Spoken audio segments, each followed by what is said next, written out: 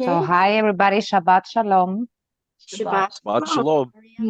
Good to be back. I good to be back. Yes, I recently was rewatching our first presentations, and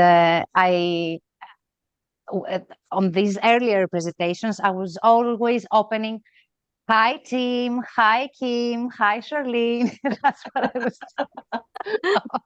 I found that very funny, so I said I will do that today also. Hi team, hi Kim, hi Charlene, Hi, Maria. hi. A very nice presentation we have today, because we finished with the crucifixion and the Passion Week and Yahusha's last Passover. And we decided the previous time that we would also explore the Pentecost for Paul. Is that from Acts? Yes. Yes. Okay, perfect. Yes. It's a very interesting study. The reason that we were challenged with it was because we were teaching about the 50-day Omer count. And remember that from Exodus 12, from Egypt's Passover, all the way to the manna week in Exodus 16, and then you get to Mount Sinai in Exodus 19 and 20. And we counted that out as 50-day Omer count on those 3 months. Yep. Then we continued the count to see what was going to happen if you do a 99 count and lands at the golden calf. Okay. So we had that presentation done, but then the question came along, oh, but Paul's journey, when he was trying to get back to Jerusalem, he needed 99 days for the Omer count. Like, it was a very far journey. And I was like, oh, okay. So I decided, yeah, let's kind of take a look at that. But we had some other members that had done a little bit of work on it.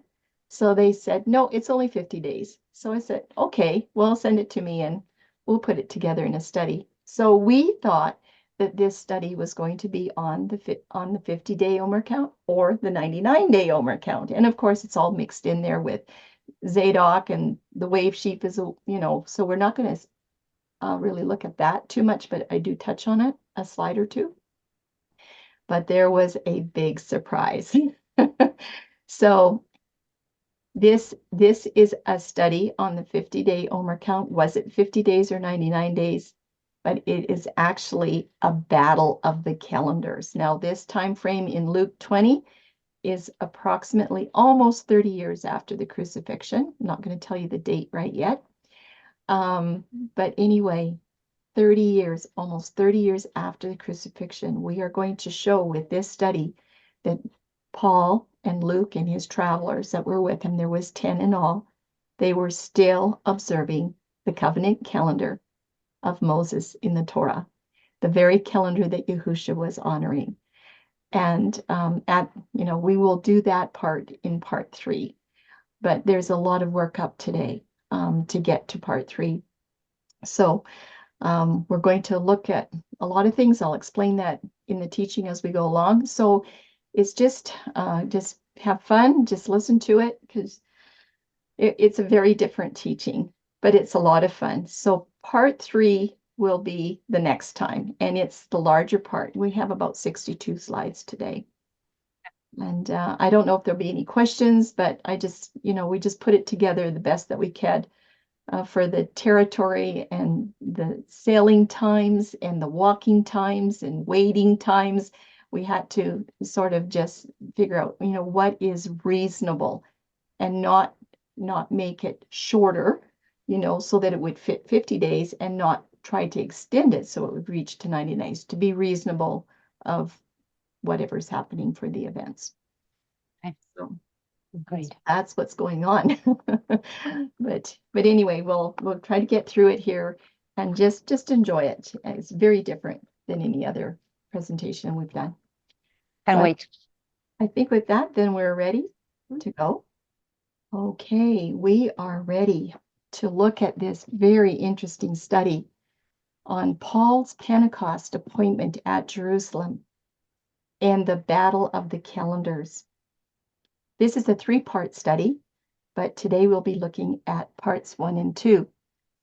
And yes, it is a teaching from Yahuwah's covenant calendar, but we always want to say thank you to the people that had actually started the study many years ago and didn't have a way to really finish it, but they passed it along to us. And so this is going to be a very, very fun and interesting study, something a little bit different. And it is the conclusion of a Joshua sickle teaching that we have in another series. So I just want to go over a little bit here about this ACTS research project. We have 10 categories here that we're going to look at. We will look at part 1, part 2 today, and then part 3 will be the next time, will be the last half of the study actually. So not to belabor too much time on this, but there will be a purpose of this study. We want to look at just why is this study important? What is the purpose? These are the number of slides over here. We want to look at a little bit of a review of the Omer count from some former studies. Also an overview of Paul's journeys. It's really important to see how this study was researched. It's very interesting, and how this study is going to be conducted. These are two very different things. There is going to be lots of maps about Paul's journey and the distances, lots of maps. So don't stress out about that. The maps will be there all the time. We will do a little bit of background on the information of the travelers that were with Paul and Luke. And we will also look at geography of locations and the secret of the Gulf of Latmus. That's kind of interesting there.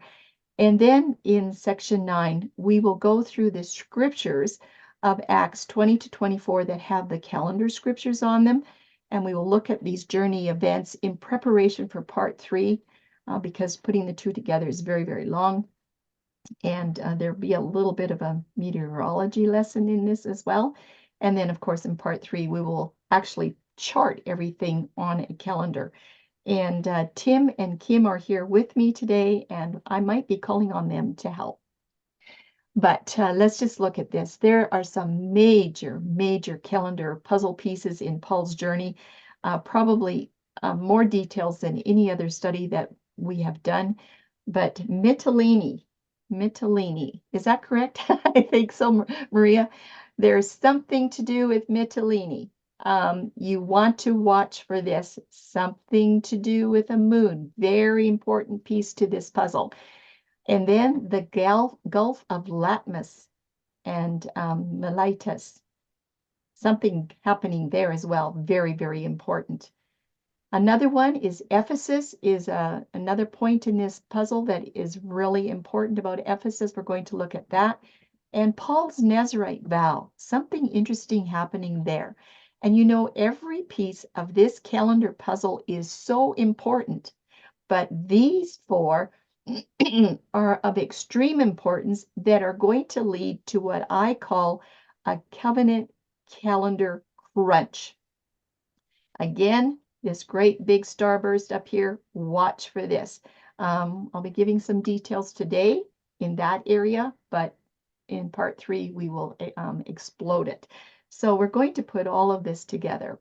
I just hope you have fun as we gather up these puzzle pieces. So section 1 was, what is the purpose of the study? Well, in the return trip of Paul's third journey, he was absolutely determined to arrive at Jerusalem for Shavuot that year. And we all know already that the Omer count begins with wave sheaf or first fruits, that very first count of wave sheaf, and then 50 days to Shavuot. 50 days for the Omer count. The Joshua series is another witness. It's a very strong witness from the Old Testament that completely aligns with the Torah guidelines written by Moses to verify the Omer count of only 50 days. The search in this study is going to determine if Luke and Paul's testimony in Acts will be in alignment with Torah and with Joshua, showing the exact length of the Omer count. Now, the question is, will Luke and Paul need 50 days or 99 days to reach Jerusalem in time for Pentecost? Well, Zadok's wave sheaf has a delay of 1 full week. We've been learning that all along. In fact, that was the question that we all started with. Why does Zadok or Enoch, any of these Dead Sea Scroll calendars, why do they have Passover always on the third cycle of the week or Tuesday? And then why do they delay Wave Sheaf by one full week? When any errors are found within any festival calendar, it is automatically labeled by Torah as counterfeit. The Zadok type calendars place Wave Sheaf outside of the Passover festival week, and this alters the Omer count to Pentecost. Of course it would. So if we were looking in covenant calendar, and if Passover was on a Tuesday, Wave Sheaf would be right here on this first cycle of the week, following the weekly Sabbath. But the Dead Sea Scroll calendars place their Wave Sheaf a week later. A week later. And you know what? Any error is one too many. One too many. Number 2, there's another faulty Omer count. This extension of 49 days. In part 4 of this series of the Song of Joshua's Sickle, which is talking all about, how to identify some of these counterfeit calendars from the Dead Sea Scrolls. In part 4, we found that some keep a 99-day Omer count. And what happens? It looks like they are honoring the golden calf, because that is where the 99-day Omer count lands. Don't think we want to go there. Anyway, Omer count, 50 days, 99 days. We're at the point where a decision has to be made. One thing is sure, Pentecost was still being observed by the followers of Yahusha about 30 years after the crucifixion. The feasts and festivals of Yahuwah were not done away with at the crucifixion. And some say the date of Acts chapters 20 to 24 is around 59 to 60 of our common era. We're going to see about that.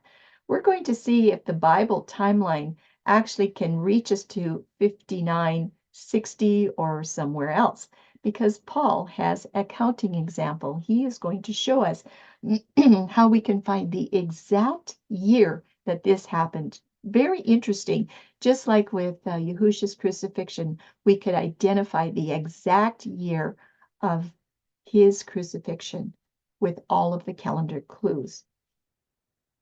The witnesses in this study are Luke and Paul. Luke has recorded every detail, including Paul's testimony, that relates specifically to calendar timing. The following instruction from Paul was given about 7 years after Acts 20 to 24. So I want you to please take note as to exactly what Paul is conveying to his audience in these scriptures here in Philippians 3:17. This is what Paul is saying. Brethren, join in following my example. Follow his example. That's what he's telling us. And note those who so walk as you have us for a pattern. So whatever Paul is doing, he says, follow my example. In other places, he is saying, I followed Yahusha and you follow me, okay? In chapter 4, verse 9, he says, the things which you have learned and received and heard and saw in me, these do, and the Elohim of peace will be with you. So this testimony today is Paul's counting example along with Luke. Luke recorded all of these details. There's incredible details. Paul is saying, following my example. Which example is that? Is it his example for the Omer count? Or is it an example for a specific calendar that he was keeping? Well, we will see. Because there could be more to this study than just the Omer count. Anyway, there are 3 Passover pillars that establish patterns in covenant calendar. 3 of the most important. Yes, there's many, but I'm saying that these are the 3 most important solid witnesses. Moses in the Torah, Yahusha, of course, in the Gospels, and Joshua, a really solid witness. Joshua, very strong witness there. And what about Noah's calendar clues? What about those? Well, we're not going to look at those too much right now. We're going into section number 2. It's just a little bit of a review of the Omer counts from former studies, just to give you an idea if you've forgotten or not seen some of the former studies. But number 1 is Moses' Exodus. This is from Egypt. It is the first Passover template in Scripture. We find this in Exodus chapter 12. It starts in the first month, talking about Passover Day on the 14th in this very great year. And that Passover happened to be on a third cycle, on a Tuesday, just like the Zadok calendars do every single year. Sabbath was on the 18th. Wave sheaf is on the very next day, on the 19th. And that begins the pattern to the Omer count. Omer count always starts on the first cycle. Going on into month number 2 in Exodus chapter 16, we come to the manna week, and that also is a major factor to establish this full Omer count. The manna week, very important. Then finally we get to Exodus 19 and 20. This is in the 3rd month, and we've now arrived at Shavuot for Omer count number 50. It's the 8th day in this particular month, and it is on a first cycle. So that all works out just perfect. And a 99-day count, oh, if you keep going from Mount Sinai on a 99-day count, you will reach the golden calf. And guess what? It will be on the first cycle of the week. So that's just a little review of a very great Passover in Exodus with Moses. Point number 2, Joshua. Joshua tells us exactly how to determine the wave sheaf date. This is a very controversial point. Many people have difficulties. They say, no, it's this, no, it's that. Joshua tells you exactly how to find the wave sheaf date and how to arrive at the correct Torah Omer count after Moses died. He walked in Moses' boots. He did a really good job. And that year, Joshua observed Passover on Shabbat. Very, very interesting study. But Yehusha's witness is one of the strongest. His Omer count must align with not only with Torah and Moses, but with Joshua. That crucifixion in the first month, yes, Passover was on the 14th in that great year, and it was on the 4th cycle, the midst of the week, according to Daniel 9:27, and that happens to be a Wednesday. Sabbath that year was on the 17th day of the month, and the wave sheaf was on the very next day on the 18th. That's where it begins the Omer count for Yehusha's calendar in the year that he died. In the second ascension of Yehusha, that occurred on the 40th day of the Omer count. And everyone, this just happens to be the 27th day of the 2nd month in the 2nd year of Yehusha's ministry. It is exactly the same date that Noah left the ark. And there is a pattern there of when Yehusha left this earth. Acts 2 Pentecost, you will find, was fully come 10 days later. And you know what? It was only a 50-day Omer count. So these are 3 witnesses to establish the Omer count as only 50 days. Is there a 4th witness with Paul's adventures? Is there a 4th witness? We're still continuing our review for section number 2. Expanding on these 3 witnesses, we have Yehusha's ministry through the covenant calendar of the Gospels is upholding the witness in Torah and for Joshua for the 50-day Omer count. But let's look at a few more verses to expand to another witness. In Acts 1, 3, and 4, Yehusha was seen of men for 40 days after his first ascension. In verse 5, Yehusha commanded the assembly to wait in Jerusalem. And it says, not many days to receive his baptism. Not many days. Remember that. Deuteronomy 16:9 has some Torah instructions. It said, from the time that the sickle is put forth to the grain, the count for the 7 weeks begins, and then you will get to the 50th day of Shavuot. So it's got something to do with that sickle. In Acts 2, verse 1, it says, when the day of Pentecost was fully come, the assembly were anointed by the Ruach. Fully come. The assembly were waiting 10 days, qualifying as a time of not many days, whereas, everyone, if they had to wait another 49 or 50 days, that would no longer qualify for not many days. That is important as we look at this study for this trip. There is a hermeneutic rule that we all should pay attention to, and it's basically like this. In the presence of 2 or 3 witnesses, a truth is established.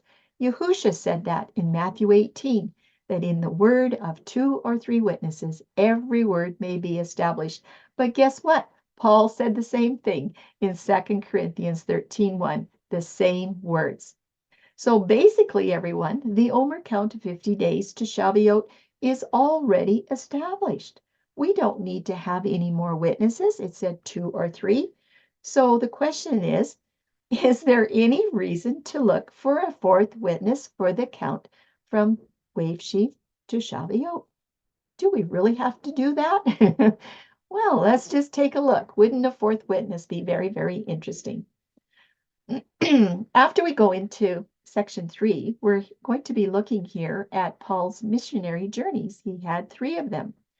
But Paul's plans to get to Jerusalem for Pentecost include only his return trip of the 3rd journey. Little chart here to show his first journey, approximately the date, approximately the chapters in Acts. There was a council in Jerusalem in Acts 15 around this time. Sorry, his second missionary journey was recorded here in Acts 16, but his 3rd journey is over here in this time frame, somewhere in here. We are not going to start with the beginning of his journey. We're going to pick up the last part of his journey on his return home. There will also be an arrest in Jerusalem in this particular study right there. That's something that we need to pay attention to. And then we will end the journey of Paul. So we'll be looking at this area of scriptures in Acts. There'll be a lot of things to look at. Luke's record of Paul's 3rd journey has some things that we want to just kind of point out as well. You know what? Paul knew that this was going to be the last time that he would see the assemblies that he had labored for years. Yet it tells us very clearly he was in a hurry. He was in a hurry to get back to Jerusalem.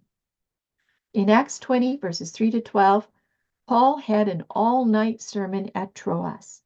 In verses 13 to 38, Paul had an urgent farewell with the elders of Ephesus in Miletus.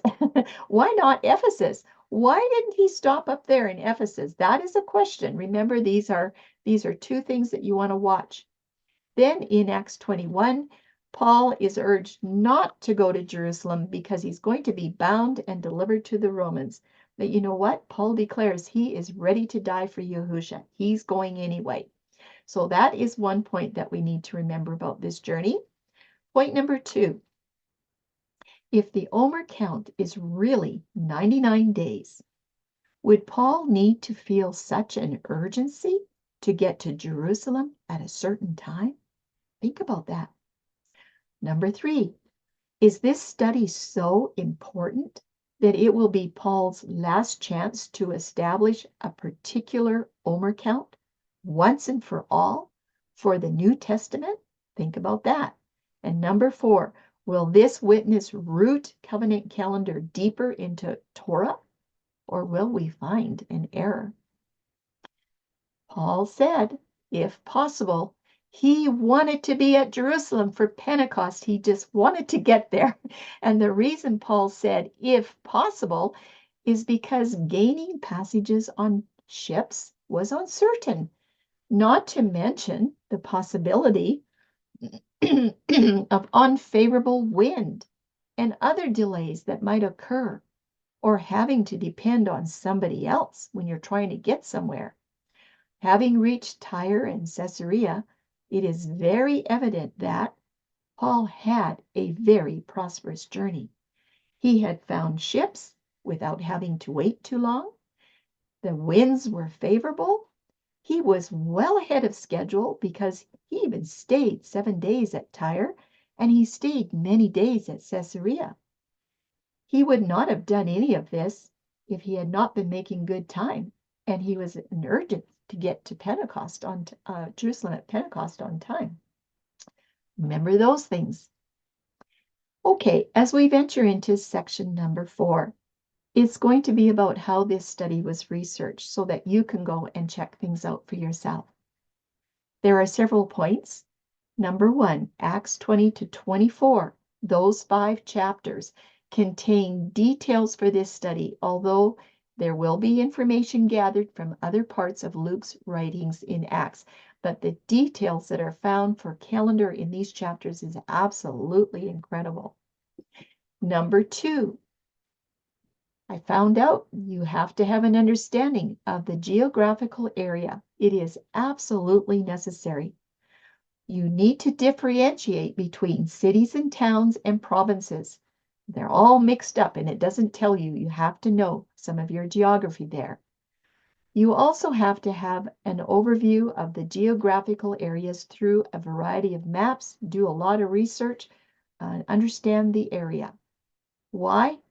Because part of the geographical area has had considerable changes from then until now. Big changes. Number 3, there is an urgency of time to arrive at Jerusalem before Pentecost, so timing decisions will have to be made accordingly. Number 4, weather elements are going to affect the sailing times. The winds needed for sailing change with the seasons, and Paul is sailing during the Omer count, and that's going to be during the spring with spring weather conditions. Number 5, some ships will carry cargo for a short sail delivery to local places, but other ships will make longer hauls to remote places. So the question is, which ships will Paul try to board for the return of his third journey? And by the way, when I say Paul, I mean all of the companions. I believe there was 10 that were traveling together. So Paul, it means all of them. But this is Paul's witness. Don't forget that. Luke's just recording it. So which ships will Paul try to board to return on this third journey? And will Paul board a ship if it is too close to the Shabbat? Or do you think he would stay with a congregation for the Shabbat? What do you think he would do? Things that we need to think about. Number 6, there are different methods of traveling found in this study. Some are by sailing and some are by walking. By ship, we need to use reasonable estimates, and that's going to be made according to the weather elements for the spring. And when they're on foot, we need to make reasonable estimates that will be made according to approximate foot travel of about 3 to 4 miles per hour. Remember, they must be carrying some baggage or some luggage. And we'll also be looking at some horses a little bit later on as well. What are the horses doing? Watch for that. Okay, so that's how we research the study. Now, how is the study going to be conducted? Because it's a little bit different than section 4. When Luke gives specific calendar details, they will be followed. For instance, if we see it says the same day, we'll follow that. If it says the next day, we'll follow that.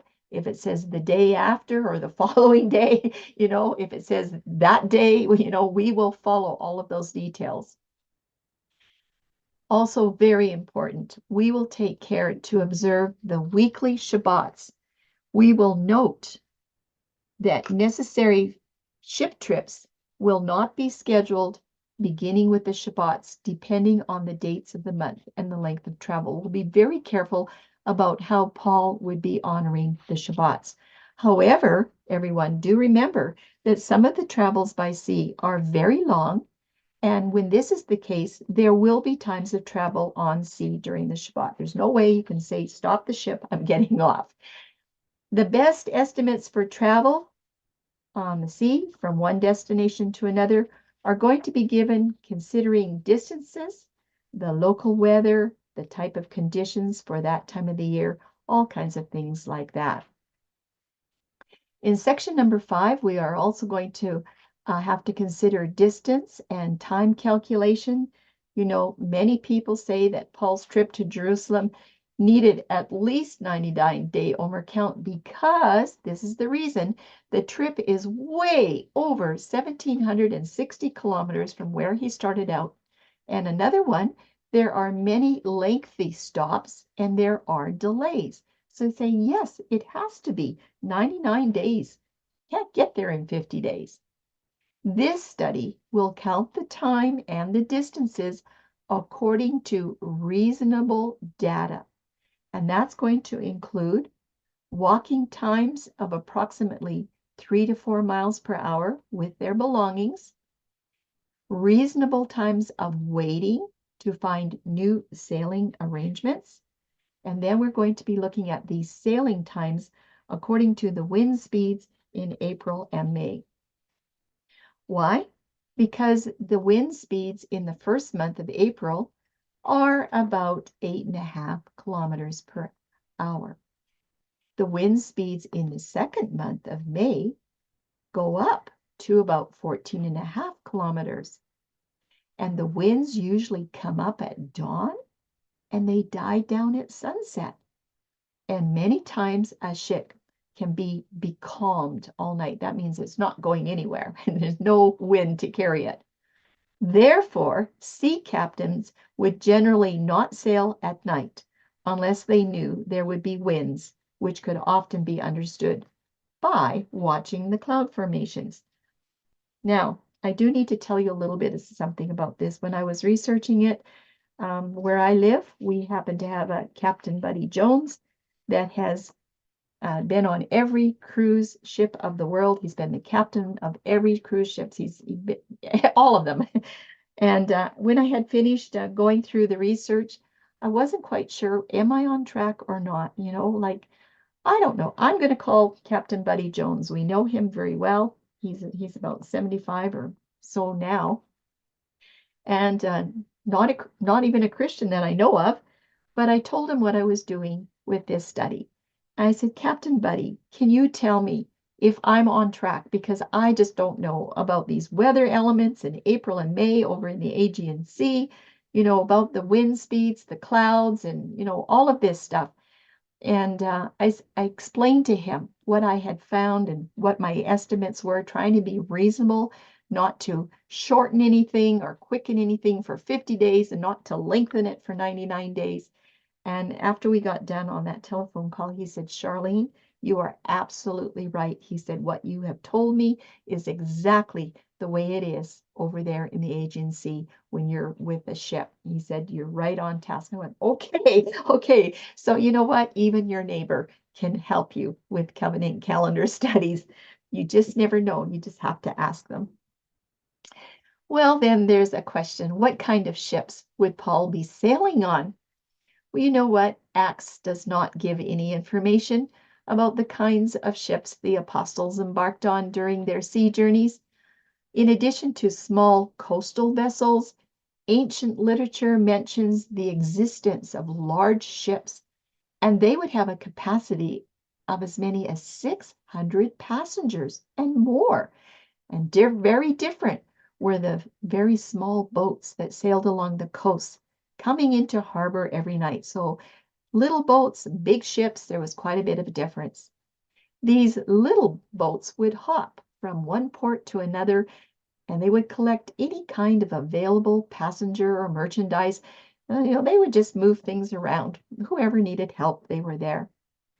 On such coastal boats, merchants, exiles, prostitutes, and priests, they all traveled together.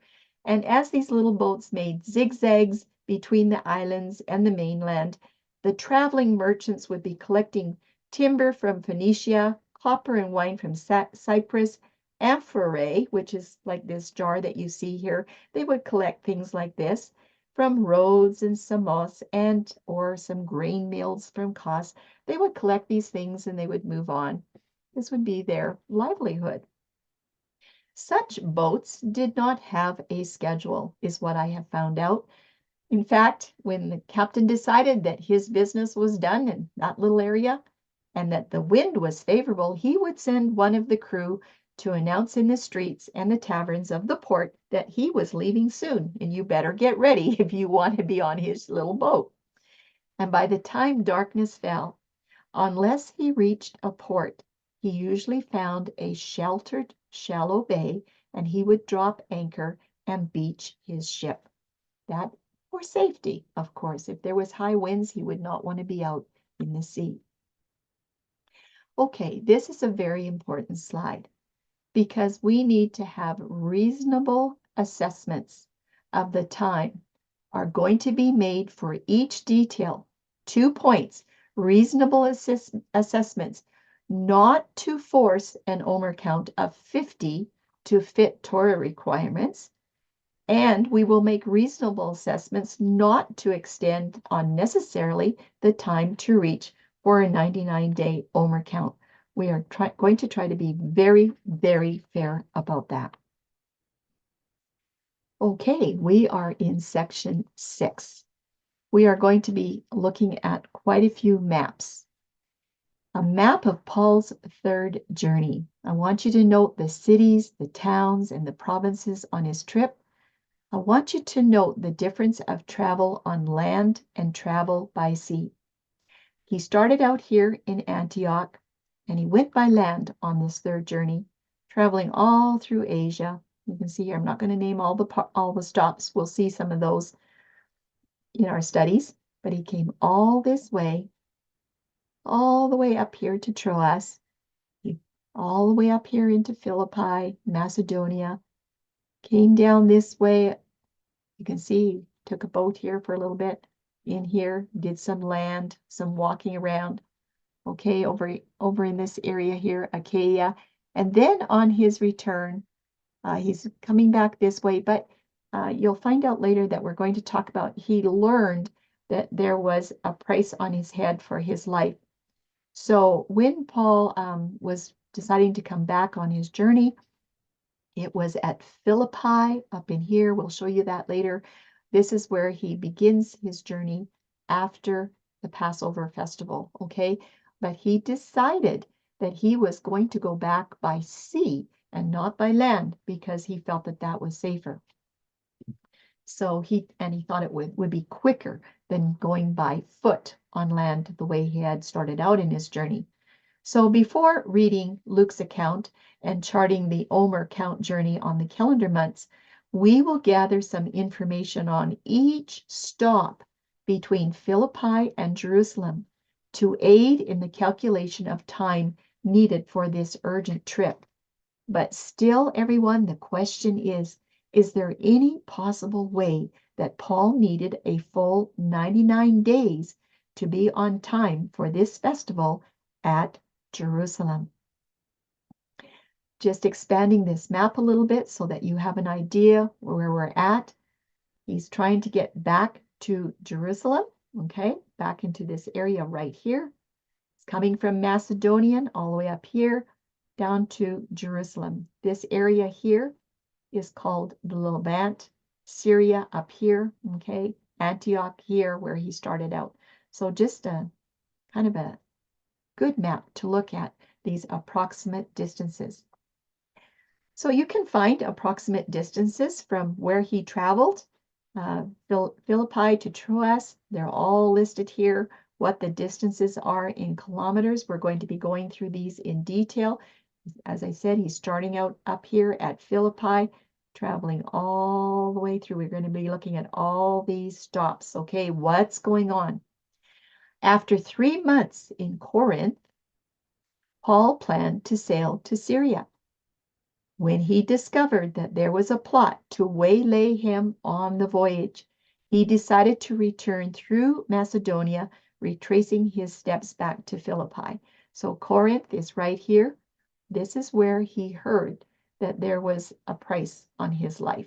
So he was going to leave right here from Corinth by sea, but he thought, no, better not. So he went back and he spent Passover at Philippi, probably realizing that that would be the last time that he would see that congregation. Philippi to Jerusalem, approximately 1,760 kilometers. It is not just a few days' journey. Section number 7, we need to have some general background information as well before we can go into this study. In the book of Acts, Luke is the author. He is writing to Theophilus and other first-time readers of that time. Now that's interesting. Theophilus and readers will have an understanding of that part of the Roman Empire that we do not have today, especially over here in North America. We don't understand the travel by the little boats and the big ships over there in the Aegean Sea. But Theophilus and his readers that lived in that area and knew that part of the Roman Empire, they knew about these ships and these little boats that would go from port to port. They would have understood what Luke was writing way easier than what we would do. They would have understood the sailing times of either short stops, and they would have understood the long hauls, and they would have understood which ship you have to try to catch if you wanted to go somewhere. You know what? They would have understood weather restrictions, and they also would have understood the location of local assemblies. They would have known about these things. These are things that we have to search out. Number 2, note of interest for this study. Very interesting that Paul bypasses Ephesus, which was likely a stop that he could have made. And then later, when he's at Miletus, I'm saying it wrong, I think. Anyway, Miletus. Anyway, Paul sends for the elders of Ephesus to come down and to meet him. Why didn't he stop? He was like so close. You have to ask that question. This, everyone, is a very interesting part of the study, especially with his urgency and determination to get to Pentecost. The question is, would Theophilus understand Paul's reasoning for this when Ephesus would have been such an easy stop? The Ephesus Miletus details are important in this study, very important. We need to look at some general background information on travelers. There are 9 companions traveling with Paul to Jerusalem as representatives from various assemblies. From Macedonia, up in this area, we have Luke at Philippi. We have Sopater, he's from Berea. You can find these places if you just look on the map from Berea. Berea's up in here. Okay, sorry. Let's back this up a little bit. Berea's up here in Macedonia. And Aristarchus and Secundus are from Thessalonica, right there, okay? So Luke, Sopater, and the other 2 gentlemen, they are from the Macedonia area. But from Asia, in this area, we have Gaius from Derbe. You can find these places on the map. Timothy is from Lystra, okay? Lystra, Derbe right there. Tychicus and Trophimus are from Ephesus, right up in here, okay? And Onesimus is from Colossae, right there, okay? So these gentlemen are from this area of Asia. Well, everyone, now that you know where everyone is from, and they're all up here, okay? They're all up here. They're going to leave Philippi, and Paul's going to meet up. They're all going to meet up together, and they're going to make this trip to Jerusalem. They are bringing special gifts to the Council of Jerusalem for the people in that area. That is the end of part 1. You need to know that part in order to understand parts 2 and 3. So now we're ready to go into part 3. And this is about the locations. We're going to look at all of these locations in detail. So the first location is Philippi, okay? You'll be able to watch these on the map. The study begins in Philippi, as Paul is now determined to get to Jerusalem for Pentecost. In Philippi, Paul met up with Luke and observed the full Passover festival. And then the two of them set sail to Troas, about 140 miles away, which is usually a 5-day trip.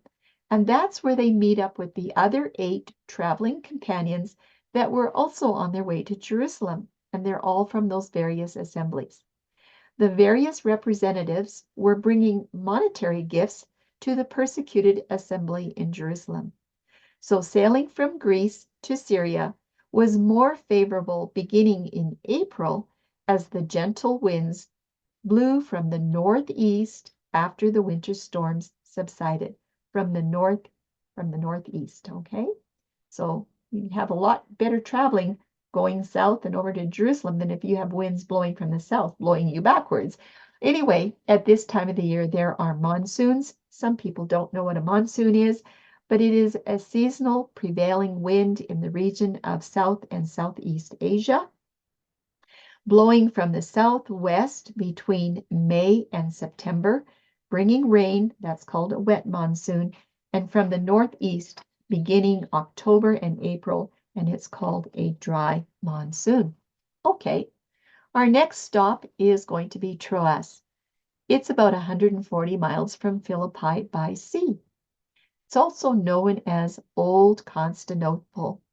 Now, this is a chief port of arrival and departure for those who went by sea between Macedonia and the Western Asiatic districts. It is connected by good roads with other places on the coast and in the interior.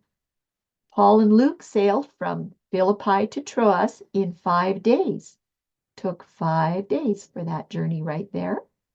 And then they stayed at Troas for 7 days.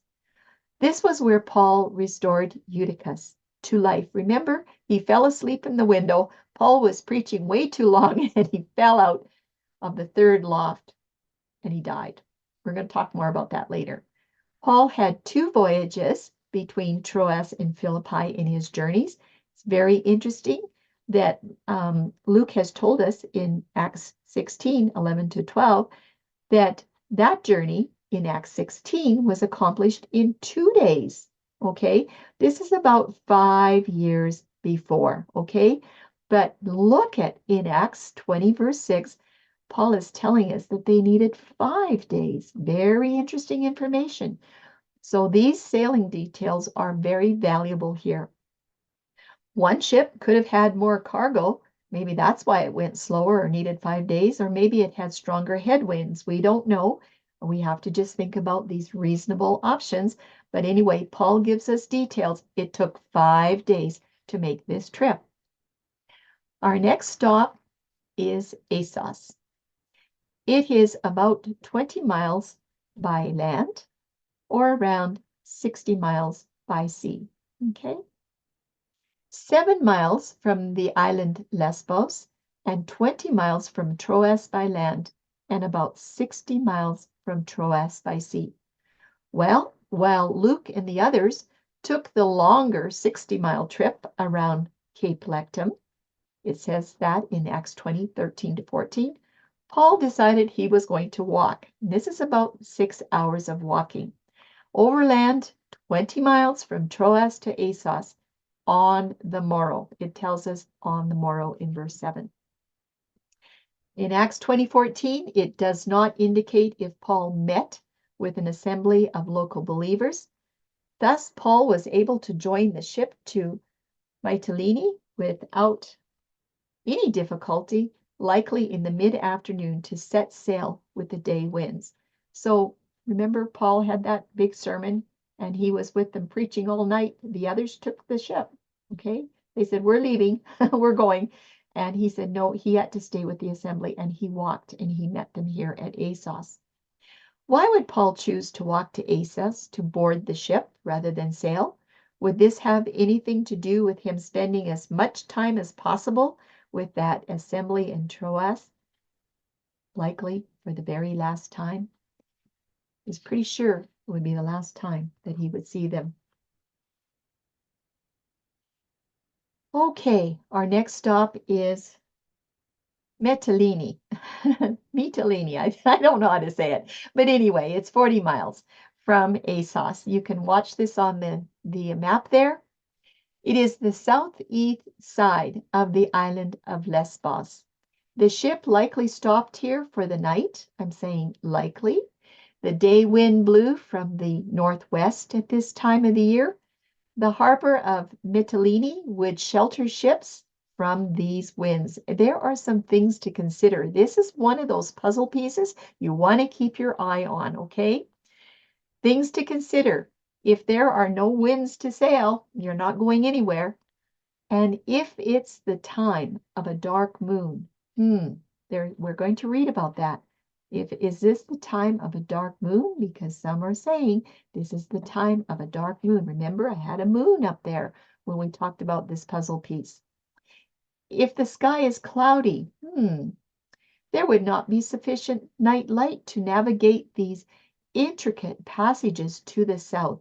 It would have been safer to wait for the daylight before leaving for Chios. And everyone, the question here is, was there a dark moon or not? We're going to find out. Very interesting. Chios is the next step. It's 70 miles by sea. Paul's vessel passed Chios on his last voyage to Jerusalem. From Luke's expression, we came the following day over against Chios.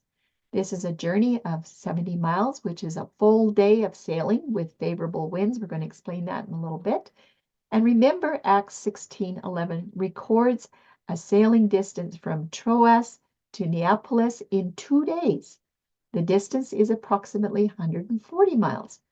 Well, it is likely on this occasion that Paul did not land, but only passed the night in the ship while he was anchored. Reasonable assessment. Samos. Samos is situated at the mouth of the Bay of Ephesus, between the cities of Ephesus and Miletos. Miletos. Incidentally, the topographical notices given by Luke are very exact. Paul touched here, but spent the night at the anchorage of Trogyllium. Many of these coastal ports would receive a short stop for cargo and for passengers. So just keep this all in mind of what is happening here. Trogyllium, 4 to 5 miles by sea from Samos, just a very short distance. It's about 20 miles or 32 kilometers south of Ephesus. That's important.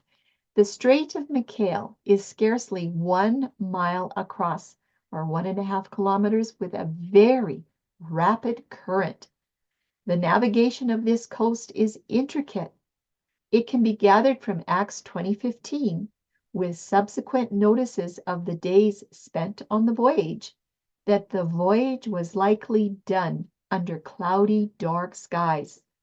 This can be checked out with the events of what happens at Mytilene. The darkness was the occasion of the ship's stay in a sheltered spot at Trogyllium. Now that question, how are we to be sure that it was dark? Let's continue. As Paul mentioned, he's touching at Samos, but he spent the night at the anchorage of Trogyllium, in the strait between Samos and the extremity of the ridge of Mykale, that Mykale mountain range of the mainland. You can see how big it is. Very large mountain range there. Paul's next plans were to proceed to Miletus, having passed by Ephesus without touching there.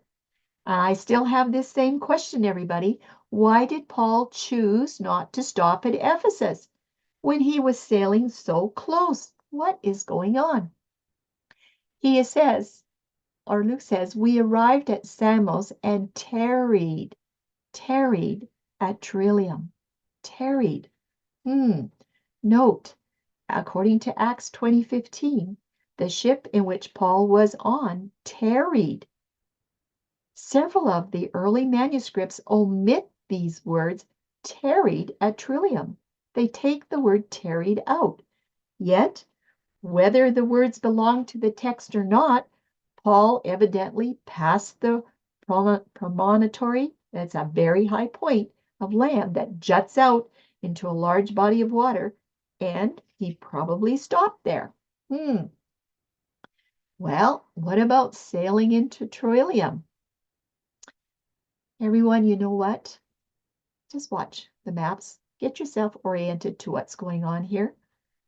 Bible atlases are split regarding the ship's route, whether it went west of Samos through the open seas or followed the somewhat longer route along the coastline of Asia Minor through the Strait of Micaiah. 3 factors favor the coastal route. What are they? Number 1, the open sea is more risky in the event of a storm. You don't want to go that way. And you know what? Coasting vessels tend to stay close to ports. There's more safety that way. And number 3, the port of Samos was on the southeastern corner of the island toward Asia Minor. The inside route would therefore be the safest and the quickest. Ahead of Paul's ship, the Micaiah Mountains loom some 1,800 feet or 610 meters overhead, and their highest peak is soaring to about 1,237 meters. Very tall mountains. Paul's ship would have been forced to turn westward to sail around Micaiah, entering that narrow strait of Micaiah. Very narrow strait. 4,000 feet wide or 1,300 meters wide, and it separated Asia Minor from the island of Samos. After passing through this strait, the ship probably stopped for food and water at the port of Samos, and after replenishing the provisions, the ship next, what does it say? Attempted to sail around Micaiah. Why do we say attempted? Attempted sailing into Trillium? Really? Remember, the King James Version and many other texts add the words tarried or stayed at Trillium. It is not known if this reading is original. However, a significant geographical reference of the area may be noteworthy in this case. After sailing around the southeastern tip of Samos Island, it is very likely there were no winds to allow them to sail further that day. When you go and check with sea captains, they know this stuff, right? Trillium is only about 4 to 5 miles south, at which place the captain would have found a place to anchor. And you know what? This is the case even today. Thus, there would have been a reason for Luke to write, they tarried at Trillium. The failure of the winds would have delayed the arrival of the apostolic party at Miletus by perhaps half a day. The question, though, is, did they stay overnight in Trillium and proceed to Miletus the next day? Answer, Acts 20:15 confirms that is exactly what happened. Therefore, the possible added words of tarried at Trillium complement the words of the next day we came to Miletus. Okay, what about modern day literature, everyone? It's everywhere. What does it have to say? Should we listen? After Trillium, the next stop for Paul was Miletus.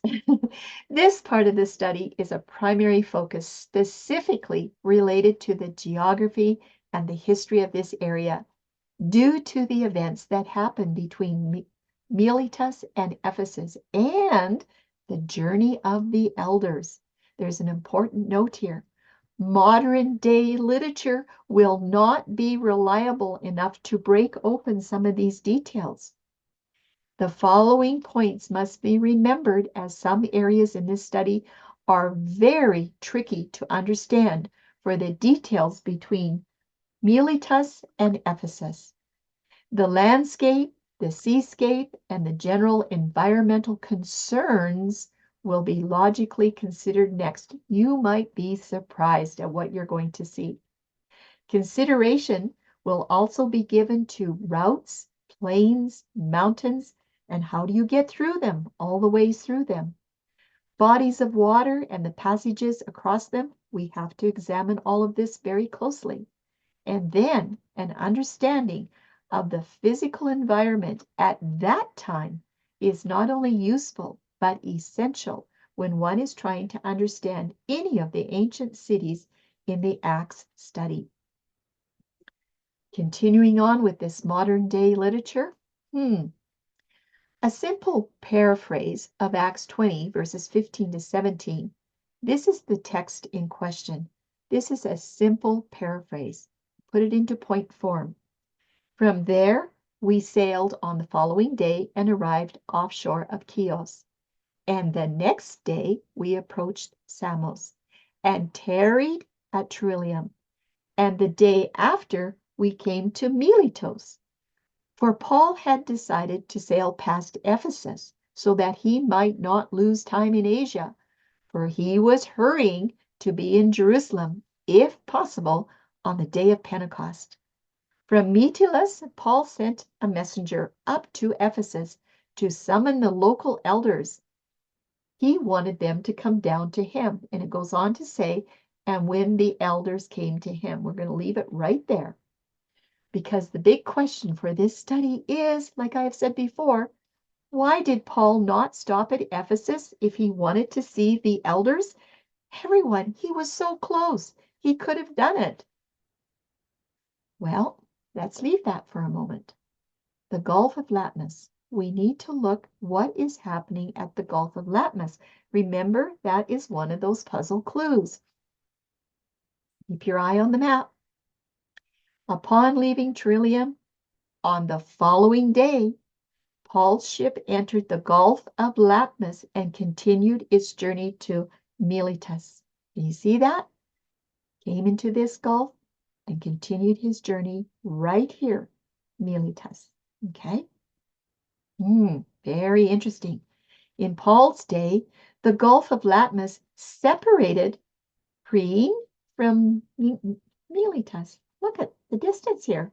There was a great big body of water. One reason Paul decided to bypass Ephesus was because of his unwillingness to be delayed in Asia. We could say that, but there is a lot more to this story than that.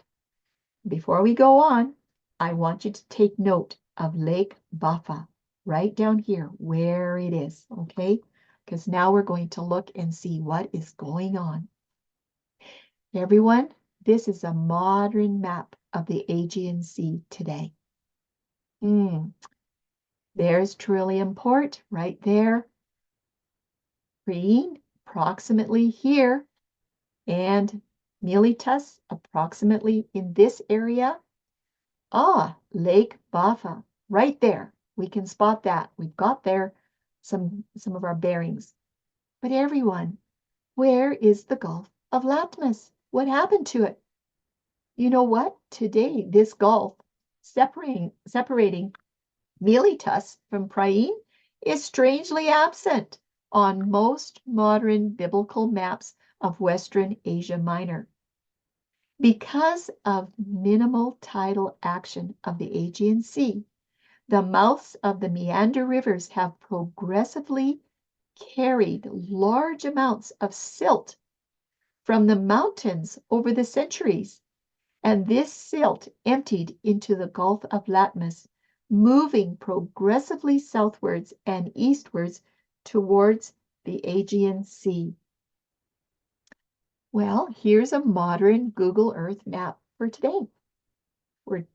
I'm just leaving this other map up here for your reference of what it used to look like. Look at approximately, this is where Priene is. Miletus is about down here. Lake Bafa, can find that real easy, okay? But where's the Gulf of Latmus? Like, where did it go?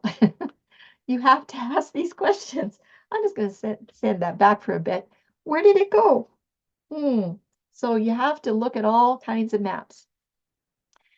Yes, the question is, what happened to the Gulf of Latmus? Our Strait of Mackall, if you remember, is approximately up in here. Here's where the Gulf of Latmus used to be, all right? Now pay attention. Approximately Priene right here, and Miletus down here. You know what? Over the years, the coastline has changed significantly, as can be seen by these red broken lines, and they have dates on them. So by 1500 BC, okay, the Gulf had filled in this much, okay? But by 800 was here. And around year 0, it has filled in this much. That's what the map says, okay? Anyway, by the 1st century, Priene was landlocked. Is there a puzzle piece here?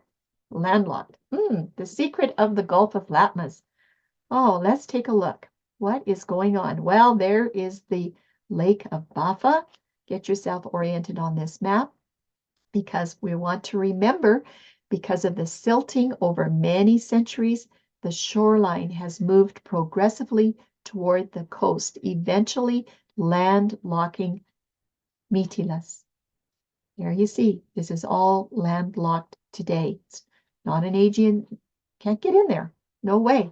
So the geography of Paul's day is going to affect the timing of his travel towards Jerusalem, because this part was open. There was lots going on in this area of the world.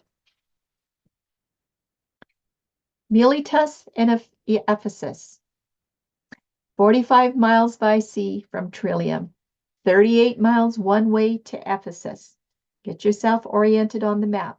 After leaving Trillium, the ship arrived, it says, the next day at Miletus.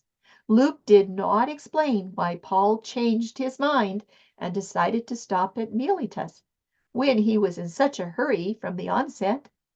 From Miletus, Paul sent 2 messengers across the Gulf of Latmus to Ephesus to summon the elders. He had elders up there that were his friends.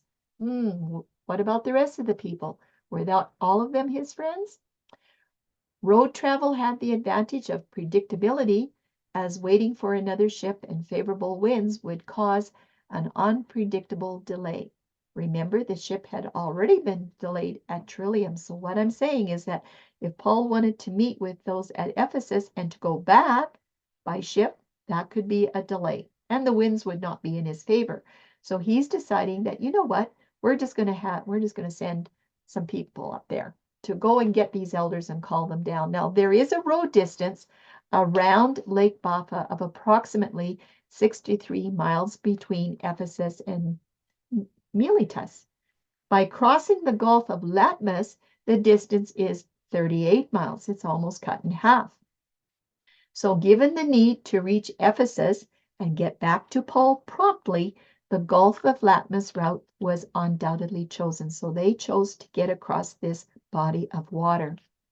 The journey for 2 messengers from Miletus to Ephesus would have been at least 2 days, maybe 2 long days. We have to be reasonable.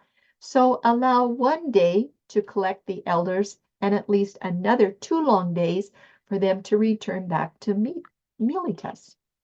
We are not told how much time Paul spent with the elders before leaving.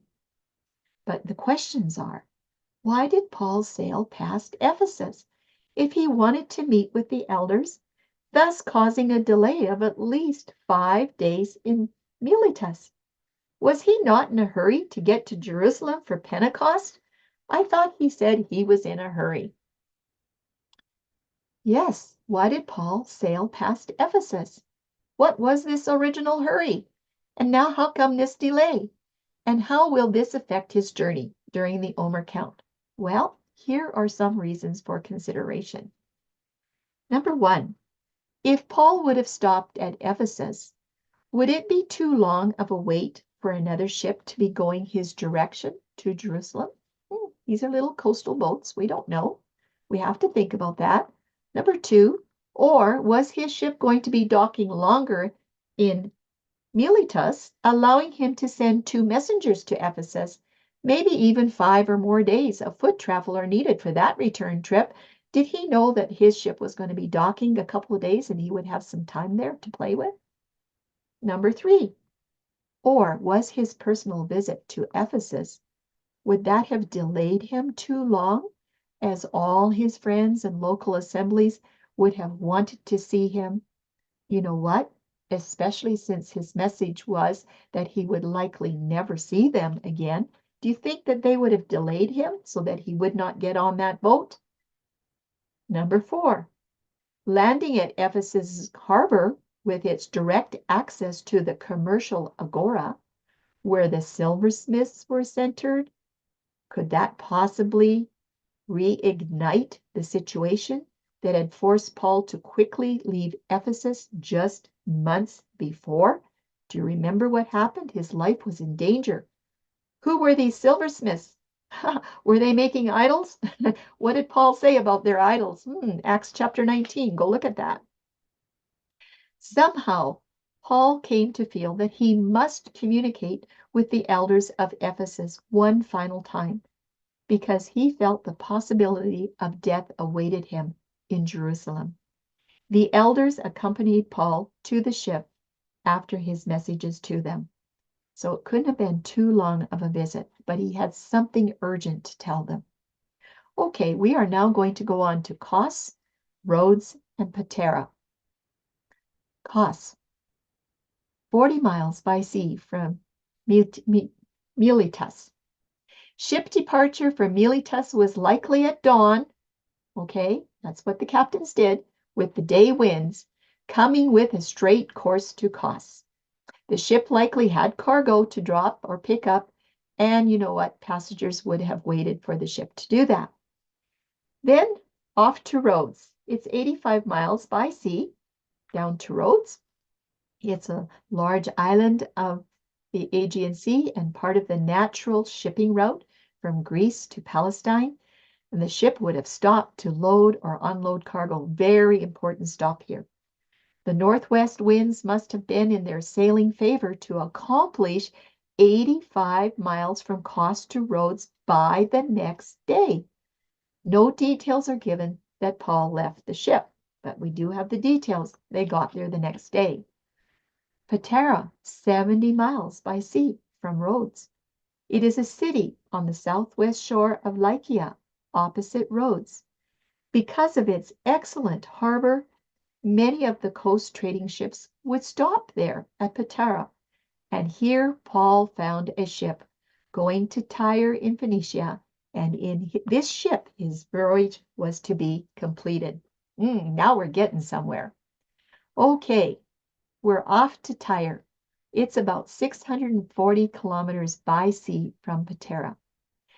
It could be possible to accomplish this trip from Patara to Tyre in a 2 days journey during the summer months, when the monsoon winds are strong and sailing was by day and by night. But you know what? In early May, the winds will be about 10 miles per hour, and you'll be sailing only during the daytime hours. So this would calculate to approximately 4 days of sailing in that ship at Tyre. There was no stop scheduled for the island of Cyprus right here. Remember, the Levant is a term in geography that refers to an area in the Middle East, which includes the historic areas of Lebanon, Jordan, Palestine, Israel, and Syria. Okay, now Ptolemais, 25 miles from Tyre. It is a seaport in northern Palestine between Tyre and Caesarea, and Paul visited Ptolemais for 1 day on his return journey to Jerusalem. Then we're off to Caesarea, 30 miles by land this time from Ptolemais. It was on a high road between Tyre and Egypt. It was a little more than a day's journey from Joppa on the south, and it was less than a day from Ptolemais on the north. Paul's journey from Ptolemais was accomplished within 1 day. Question: have you noticed that even though Paul was in a hurry to get to Jerusalem on time for Pentecost, he has made several stops of varying lengths. And soon we're going to discover what's happening with that Omer count. And finally, we're at Jerusalem, 65 miles or 105 kilometers by land from Caesarea. You know what? Paul does arrive at Jerusalem. But was he on time for Pentecost? We will soon see when all the stops are charted on the calendar. That's going to be in part 3. But then you know what happens? He ends up going back to Caesarea, another 65 miles or 105 kilometers by land from Jerusalem. In short order, Paul finds himself being escorted by Roman soldiers over a period of 2 days. This was by way of Antipatris under orders of the commander. It has been ascertained, however, that the road by Antipatris was a bit shorter, a point of some importance in reference to the night journey of Acts chapter 23. Why are we talking about this? Why are we not stopping at Jerusalem to figure out if this count was 50 days or not? Well, that's coming. And we're not there to open up that part yet.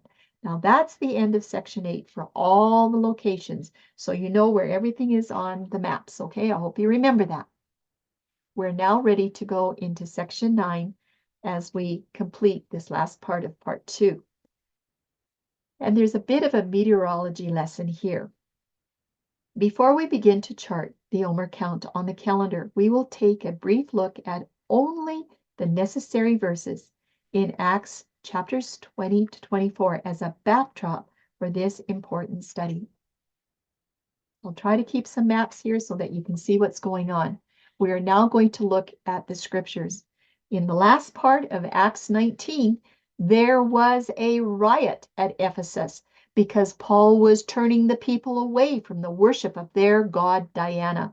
This is likely the reason that he chose not to revisit the city of Ephesus on his return to Jerusalem. Let's read about it from Acts. And after the uproar was ceased at Ephesus, Paul called unto him the disciples and embraced them and departed for to go into Macedonia. And when he had gone over those parts and had given them much exhortation, he came into Greece, and there abode 3 months. And when the Jews laid wait for him, as he was about to sail into Syria, he proposed that he was going to return through Macedonia. And there accompanied him in Asia Sopater of Berea, and of the Thessalonians Aristarchus and Secundus, and Gaius of Derbe. We looked at all these points, remember?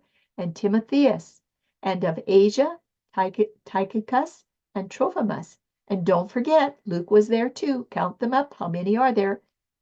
And then in verse 5, these going before tarried for us.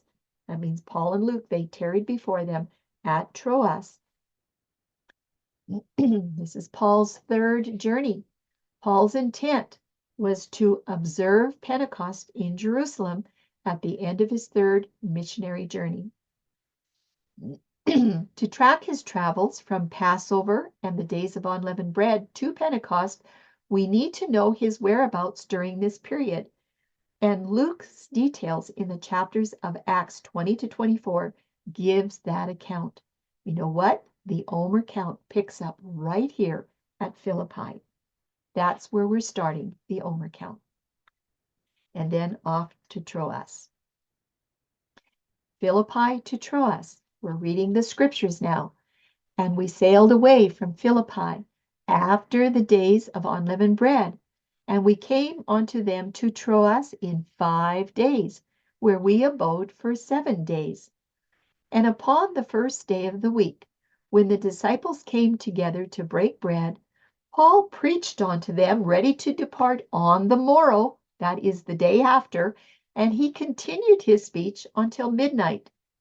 Remember the little story there of Eutychus, how he fell out of the window and he had to be restored? That was a great big miracle. And in verse 11, when he, therefore, that is Paul, was come up again, Eutychus was come up again, and Paul had broken bread and eaten and talked a long while. He talked even till, look at the break of day. That's when he departed, and he departed by foot, and the others, they sailed. Remember, we showed that? They sailed. I want you to note, verse 6 says, after the days of unleavened bread.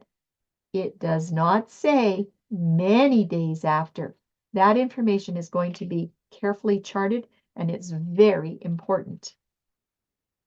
Well, from Troas to Miletus, let's keep reading the scriptures. And he went before to ship and sailed unto Assos, there intending to take in Paul, for so had he appointed, minding himself to go afoot.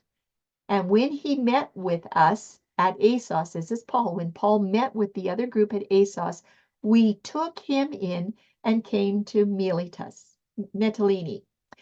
And we sailed thence and came the next day over against Chios, watch the map, and the next day we arrived at Samos and tarried at Trillium, and the next day we came to Miletus. For Paul had determined to sail by Ephesus because he would not spend the time in Asia, for he hasted, this is an urgency, he hasted, if it were possible, for him to be at Jerusalem the day of Pentecost. And from Miletus he sent to Ephesus and called the elders of the church. The Ephesus elders were summoned to hear Paul's last words of farewell, there in those verses of 18 to 38.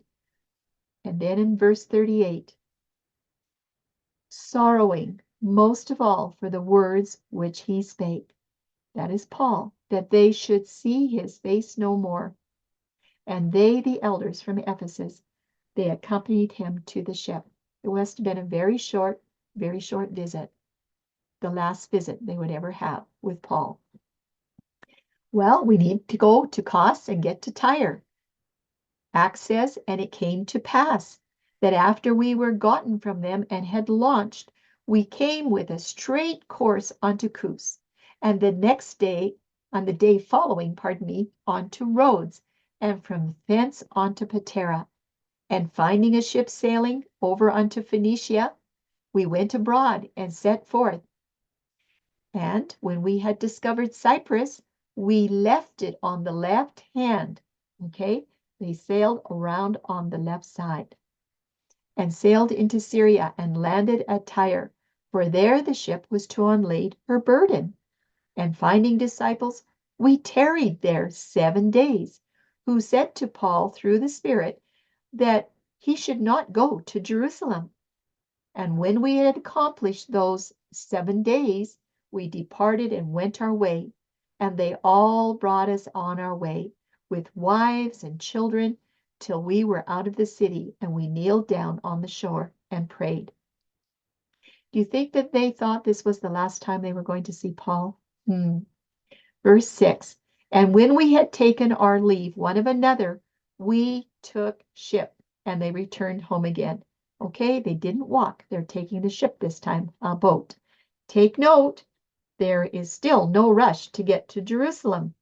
No rush whatsoever. But we have to get from Tyre to Jerusalem. It goes on to say, and when we had finished our course from Tyre, we came to Ptolemais and saluted the brethren and abode with them 1 day. And the next day, we that were of Paul's company departed and came unto Caesarea. And we entered into the house of Philip, the evangelist, which was one of the 7, and abode with him.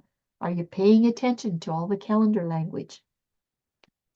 And the same man, Philip, had 4 daughters, virgins, which did prophesy.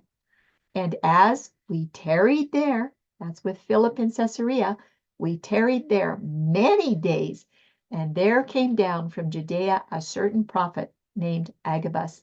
Now, Agabus warns in verses 11 to 14, don't go to Jerusalem. But in verse 15, it tells us, after those days, we packed up and we went to Jerusalem. That's the New King James Version. In verse 16, There went with us also certain of the disciples of Caesarea, and brought with them one Mnason of Cyprus, an old disciple, with whom we were to lodge. Arrival at Jerusalem. Finally, in time for Pentecost, is it? Verse 17, and when we were come to Jerusalem, the brethren received us gladly. And the day following, Paul went in with us unto James, and all the elders were present. And when he had saluted them, he declared particularly what things Elohim had wrought among the Gentiles by his ministry. Oh no, now there's going to be some problems. Well, you know what happens? The elders at Jerusalem, they urge Paul to take a vow because of his work with the Gentiles. You'll find that in verses 20 to 25 of Acts 21. Paul's work with the Gentiles may have rendered him unclean to enter the temple for worship. That's what they thought. The leaders urged Paul to take a vow so others would know that he had not forsaken Moses' commands. Now, this vow involved joining 4 other men that were completing their vow. It's a Nazirite vow. It involved a cleansing ritual on the 3rd and the 7th days. Important information. It involved paying for the many sacrifices. Paul would have to do that. If he's going to enter at the last part of a vow, he has to do these things. And the shaving of their heads is part of this requirement. And then burning the hair with the peace offering. These are all requirements. The vow requirements, let's go on to verse 23, see what it says. Do therefore this, take this vow, that we may say to thee, we have 4 men which have a vow on them. Take them and purify thyself with them, and be at charges with them. Pay for their expenses, that they may shave their heads, and all may know that those things whereof they are informed concerning thee are nothing, but that thou thyself also walkest orderly, and look, keepest the law. We've got to be sure that you're clean, Paul.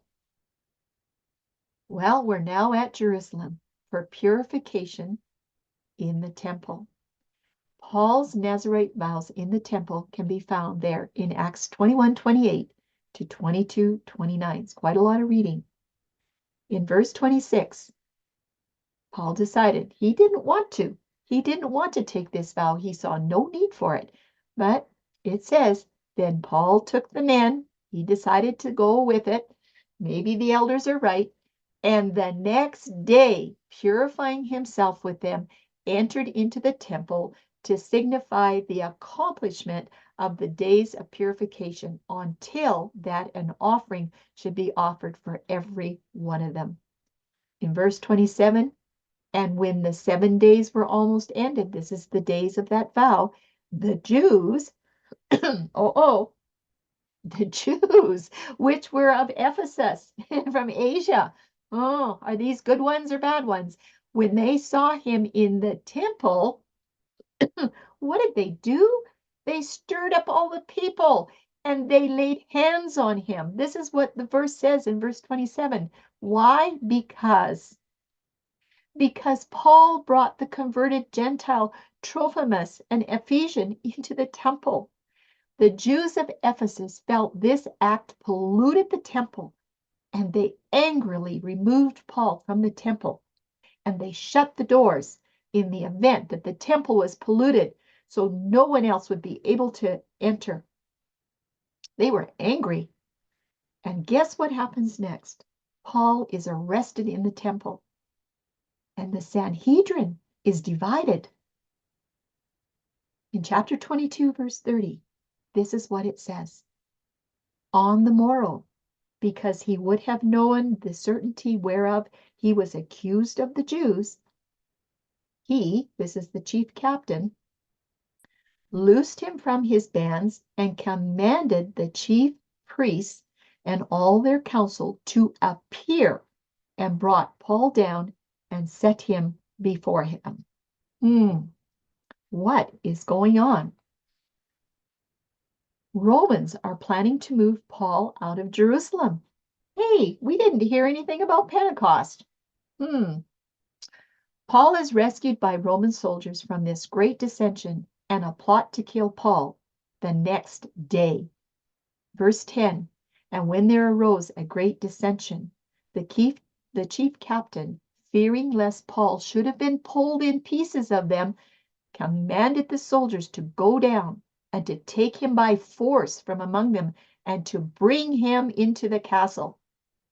Verse 11, and the night following, the master stood by him. You know who that was.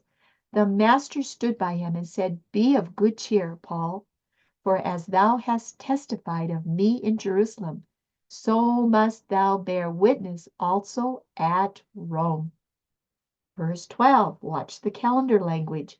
And when it was day, certain of the Jews banded together and bound themselves under a curse, saying that they would neither eat nor drink till they had killed Paul. But Paul's nephew was able to get this message delivered to those in charge of Paul's well-being. He had heard them, and he went and said, can you get this message to Paul? So Paul is sent to Felix at Caesarea, and there's a letter. In verse 23, and the chief captain called unto him 2 centurions, saying, make ready. What does that mean? Right now, make ready 200 soldiers to go to Caesarea, and horsemen 70, 70 horsemen, and spearmen 200 at the 3rd hour of the night. That's approximately 9 p.m. Roman time, 3rd hour from sunset. Make ready. Let's get ready. Gather up all these soldiers, all these horsemen, and all these. Get everything ready. Let's go. And provide them beasts that they may set Paul on and bring him safe unto Felix the governor. Well, wasn't that nice? They were going to let Paul ride on a horse, so he didn't have to walk. Okay, everyone. Horses. I told you about horses. How long can they run as we start to end up this part 2? Horses can run at a fast pace or galloping without stopping for about 2 miles or 3 kilometers until fatigue sets in. At a slower pace, horses can travel for as long as 20 miles in one day at a walk or a trot. 20 miles is about 30 kilometers. The speed of a horse depends on the terrain and the weight that it is carrying. Generally, if the horse is carrying a rider with an average weight on a rather plain ground, it can take around 8 to 9 hours to cover 20 miles. This is considering the fact that the horse is mostly trotting and walking with a few gallops. These Roman horses were not used for speed, but they were used for protection and to transport Paul. Horses. We talked about ships and boats and walking, but what about horses? From Jerusalem to Antipatris to Caesarea, he's getting to ride a horse. Acts 23:31. Then the soldiers, as it was commanded them, they took Paul, and they brought him by night to Antipatris. It makes you cry. And in verse 32, on the morrow, the soldiers left the horsemen to go with Paul, and they returned to the castle. Verse 33, who, when they came to Caesarea and delivered the epistle to the governor, presented Paul also before him. And when the governor had read the letter, he asked of what province he was. And when he understood that he was of Cilicia, then he said, I will hear thee, said he, when thine accusers are also come. And he commanded him to be kept in Herod's judgment hall. Now you can see where Antipatris is. It is on an ancient Roman road, and it's about 40 to 42 miles or 65 kilometers from Jerusalem. It's about another 35 miles or 55 kilometers to get up to Caesarea. Well, now the high priest has to arrive from Jerusalem. After 5 days, Ananias, the high priest, descended with the elders, and with a certain orator named Tertullus, who informed the governor against Paul. And when he was called forth, Tertullus began to accuse him, saying, "Seeing that by thee we enjoy great quietness, and that very worthy deeds are done unto this nation by thy providence, we accepted always and in all places most noble Felix with all thankfulness." Do you think he's buttering Felix up for something? "Notwithstanding, that I be not further tedious unto thee, I pray thee that thou wouldest hear us of thy clemency a few words." Yeah, he's buttering him up. "For we have found this man," this is Paul, "a pestilent fellow, and a mover of sedition among all the Jews throughout the world. And he is a ringleader of the sect of the Nazarenes, who also hath gone about to profane the temple, whom we took and would have judged according to our law. But the chief captain Lysias, he came upon us, and with great violence he took Paul away out of our hands, commanding his accusers to come unto thee, by examining of whom thyself mayest take knowledge of all these things whereof we accuse him." And the Jews also assented, saying that these things were so. And then Paul, after the governor had beckoned unto him to speak, answered, "For as much as I know that thou hast been of many years a judge unto this nation, I do the more chiefly answer for myself." Well, everyone, Paul has more to say, and we're going to find out in part 3, and that will be in our next study. This is the end of part 2. Thank you for being with us. I hope you enjoyed the story.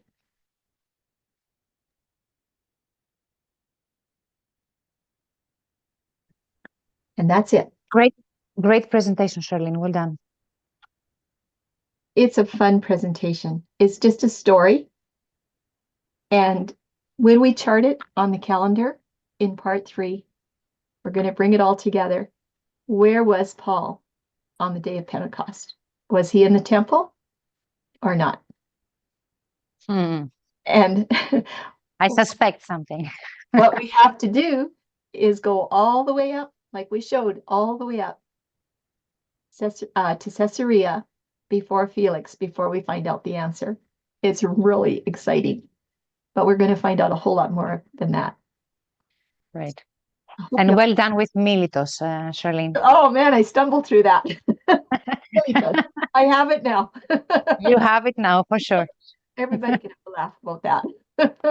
And since you asked me how to pronounce correctly these words, I also want to say, I don't know why they translate this Greek city as Berea or Berea, but the word is Veria. So I don't know how from Veria we get to Berea, but anyway, it's still a town here. I mean, it's still here. Mm-hmm. Well, right. I think I'm most curious to ask you if you're familiar with that area, with the ships, yes, the weather, with the distances, the travel on the sea, people that live in that area and perhaps have traveled on the sea, on the land as much as they can, maybe by foot. They would know this information, but over here in North America, if we've never been over there, we don't know, And so maybe it would be an easier study for someone in your area to do it, but it was a lot of research. And so just trying to pull it together as reasonably as can be. And that's what we've had to do. Oh, you didn't know me then? No, unfortunately, but I do know you now. And so you are, we're looking at a fourth witness. So you're going to be witness number 5 to say, yes, you're on track, or no, you got that way out to lunch. No, everything is correct. Yes, I have traveled. I haven't been to Asia Minor, but I have traveled to the Greek islands there. But our ships today, have nothing to do with the ships back then. So the distances and how far each island is from each other, I cannot give you an accurate understanding of how these sailing ships would travel. But the ports are exactly the same. In Chios, Kos, Rhodes, everything is the same. So, and the winds, Well, climate generally, change, whatever's happened, who knows, the climate change over 2,000 years could have made a difference on the winds too, I would yeah, think. maybe. But today, generally the Aegean is a windy sea, Mm, generally. mhm, And during spring, I would say that it's a quiet time. It's the quiet time for the Aegean, not very strong winds. Yeah. Because if you start traveling after late May, late June, depends on the year, then you have really strong northerly Mhm, winds, like really strong. mhm, mhm, But spring would be a good time to travel. mhm, I guess I can verify that at least mhm. Hmm, okay. today. Okay. Yeah, Also the Gulf of Latmus, that was really interesting. It's I didn't know that. not there anymore. And so, Yeah. oh my goodness, it's like, what happened? I went and looked at maps. It's like, well, what happened? Yeah, just a lot of stuff. So, but it all comes together. And it just shows that this account that Luke gave, that Luke wrote down for us with so much calendar detail is just amazing. We with calendar studies, we watch for next day, tomorrow, yesternight, 7 days, 5 days, delayed here, all Yeah, that. yeah. The calendar information in these chapters is incredible. And he did it for a reason. There is a really important reason we're going to find out in part 3. Anyway, any comments from Kim, Tim?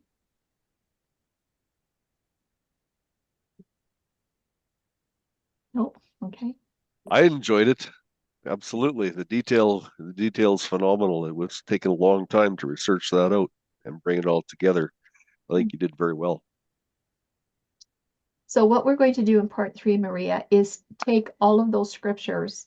We read all the details. We alerted everyone ahead of time those details were coming. We've done the scriptures. Now we're going to take those scripture details and actually put it on a calendar and start charting it out day by day, from Passover, okay, all the way to Caesarea to find out what's going on. Chart out all the days, just kind of like what we did with the 50-day count for Moses, and then adding the extra 49 days to the 99-day count to see if we're going to do the same thing. Also, your understanding by reading verse 15 is that they reached the port of Samos before they went to spend the night at Troglio is the Greek word. Do you understand that they stopped at Samos or not? It was they just passed by Samos. Oh dear, you know what? I really can't remember what's on the calendar. I can't remember. I That's know right. they tarried. I'm sorry, I don't remember. I didn't look into part 3, and it's been a while since I taught it, and so That's many okay. details. But we're going to find out. And you know what?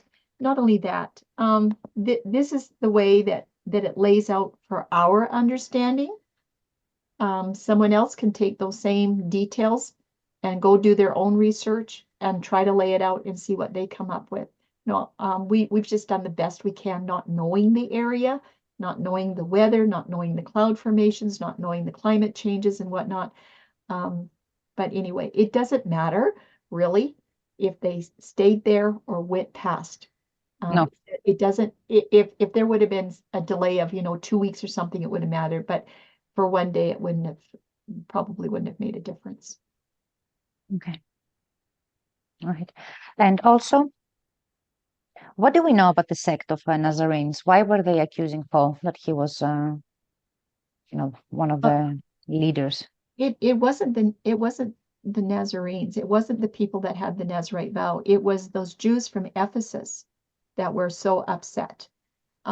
because when I think it was chapter 19, was it the chapter before, wherever it was, there was some enemies of Paul up there in Ephesus. I don't think, to me, it's very clear he was not going to go to Ephesus. For one thing, his life was in danger. Secondly, those that knew, they probably would not see him again. Probably he would have a hard time tearing himself away from them. But it was a dangerous spot for him. He fled out of Ephesus the time before. It was just too touchy. It was these ones he challenged, their idol Diana. It's not the true Elohim, and they didn't like that. And for some reason, there were Jews from Ephesus that thought Paul was unclean because he was working with the Gentiles. But that was his commission, to bring the gospel to the Gentiles, that he was sent to the Gentile world. The other disciples went to Jerusalem and Judea to try to bring the gospel message of the crucified Messiah to the Jewish people that had rejected the Messiah. That was under, that was again under the unbelieving Jews that accused him of everything. They wanted to get rid of Yahusha. So Paul's commission was to the Gentiles. He had a very big job to do. But they thought Gentiles were unclean. They didn't want, they're just unclean. They're not part of us. They're somebody else. But we know that when Gentiles, or whoever they might be, when they accept the gospel, they are grafted into the vine. They are grafted in. They are one of Yah's children. And they are treated exactly the same as anybody else that is following the Torah, right? Yeah. Mm-hmm. I thought that I can't find the verse now, but I'm in your presentation. I thought that the members of the temple, when they went to Caesarea to accuse him, Yeah. I thought that they accused him of being a leader or a member of the sect of the Nazarenes. Oh, we'll have to look at that a little closer, because I'm not sure. I really am not sure. But don't forget, the Jews from Ephesus, although they were pretty upset, they would have upset the leaders at the temple. I mean, that's what they did. They went and made an accusation, Paul's unclean, don't let him in here. And because they just were so adamant about what was happening at the temple, they probably didn't take any risks. They probably just went, oh, in a panic, let's get rid of this guy. Temple's going to be defiled, and Pentecost is coming, we can't, and then how long does it take to cleanse the temple and the priests? And, so they probably just went into a fit. Weren't even thinking, I don't know. But Tim or Kim, do you have any comments about, what it might have been like back then for an accusation like that to come into the temple to the priests? Well, I was just looking up that verse in Acts 24:5, where it said they were accusing him as being a ringleader. Mm-hmm. Yeah. The Nazarenes, or of that region of Nazareth, that's Galilee. Mm-hmm. So the men of the Galilee, they didn't remember how the Judeans had a myth, I guess, or with those of Galilee who were understanding truth, who had seen the light. Mm-hmm. They were understanding because they were taught by Messiah. And now Paul is being associated with them, maybe in a sense. There's that also makes sense. deeper understanding with a Nazarite or a Nazarene, or Joseph, who was the crown. That's another study, but yeah. Yeah. There was a lot of dissension between Jerusalem, Judea, and the Galilean area. That was always there. There was a lot of friction there. Thank goodness Samaria was in the middle. It was the middle of the sandwich. There was a buffer there, but yeah, I don't know if that ever settled down. But the gospel went out. It went out to the world, and needless to say, what the naysayers were doing or saying, and it's the same today. We have naysayers today that says, you're wrong and we're right. Test it by Torah. Test it by the Gospels.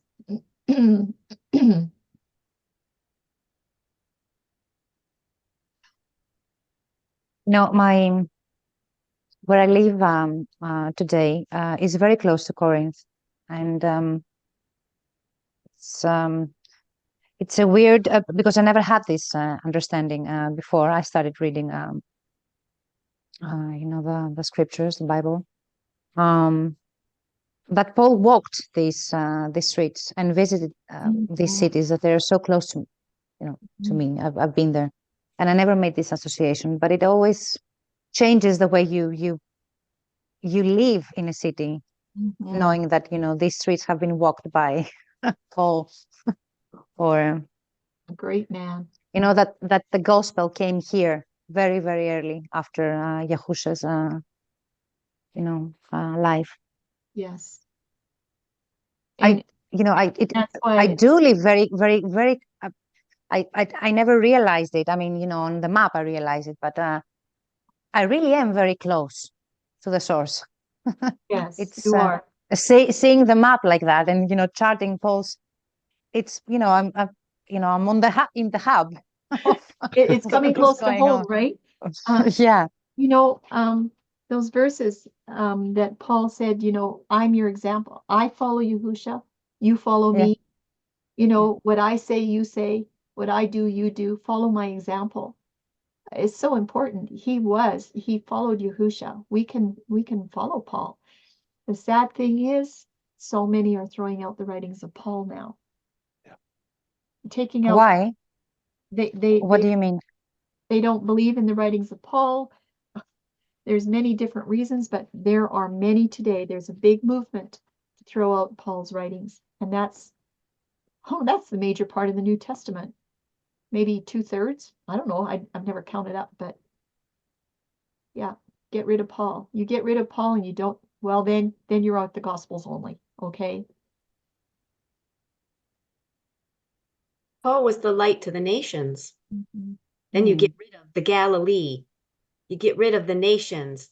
Remember, it says in Isaiah 9, but there is no gloom upon her who is distressed, as when at first he humbled the land of Zebulun and the land of Naphtali, and afterwards more heavily oppressed her by the way of the sea beyond the Jordan in Galilee of the nations. The people who are walking in darkness have seen a great light. Upon those who dwell in the land of the shadow of death, a light has shone. And you shall increase the nation. Hallelujah. You shall make its joy great. They shall rejoice before you as in the joy of harvest, as men rejoice when they divide the spoil. For you shall break the yoke of his burden and the staff of his shoulder, the rod of his oppressor, as in the day of Midian. It goes on. But And out of that, the child will come, the son given to us, and the rule is on his shoulder. His name is called Wonder Counselor, Strong El, Father of Continuity, Prince of Peace. Of the increase of his rule and peace, Shalom, there is no end, upon the throne of David and over his reign, to establish it and sustain it in right ruling, hallelujah, and with righteousness from now on, even forever. The ardor of Yahuwah of hosts does this. Isaiah 9. Yes. If you get rid of Paul, who preached to the nations, who brought a message of salvation, Yahusha, to the nations, who's doing that? Who's promoting that? Mhm. This message is for the world. This message is for his people and those who were cast off. Yeah. If you remove Do- Paul, you can remove the understanding of the Melchizedek priesthood also, and Absolutely. that's a top component of faith today. Mhm. Do you also think that they want to get rid of Paul because through Paul's writings we can understand the different calendar and the different the fact that they did keep the feasts still after Yahusha's resurrection, and that they were keeping they were behaving like Jews even though they were Christians, Mhm. let's say. So if you get rid of that, then you can go back to the old divide. The Jews are Jews, the Christians are something else, and we shouldn't mix, and we shouldn't follow the feast, and we shouldn't do what the Jews are doing, and all this.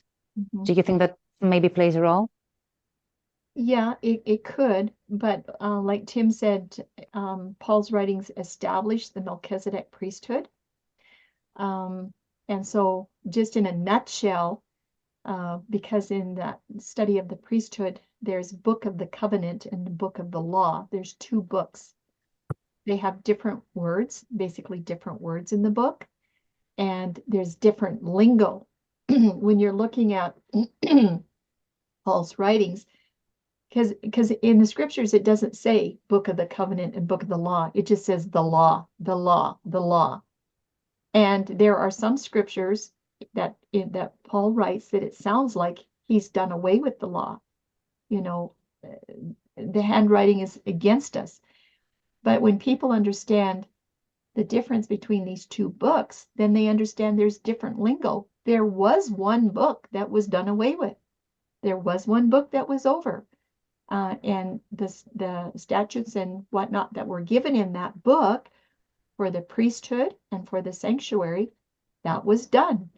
When Yahusha died and the veil was rent in two, that book was done. It was that gone.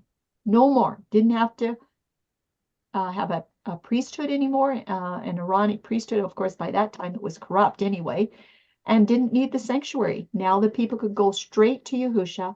Okay, his sanctuary is in heaven, and that will be reestablished. So the lingo that Paul uses to distinguish which book it is, that is the piece to me that I did not know. And it's like, when you know the lingo, when he's talking like that, it's about the book of the law. It's only temporary. When he's talking this way, it's Book of the Covenant. It's forever. That's what people don't understand. And so when there's a conflict between his language about this law here and that law there, and which, they think there's only one law. So they throw it all out. It's all gone. Okay? So it's all gone. Charlene, and Tim and Kim, by accident, because I was talking to somebody, and they had the same understanding about that specific verse from Paul about the law and the manuscript. Is it in English? I don't know which word they're using in the English text. And that's the only, but these are the only verses that I actually did a study on. It took me one day. I don't know, is it 2-3 verses? It's not long, but it took me a whole day to do that study. And my understanding in the end is different. My understanding was that Paul is not referring to the law. He did not say that this part of the law is against us. He was not talking about the law.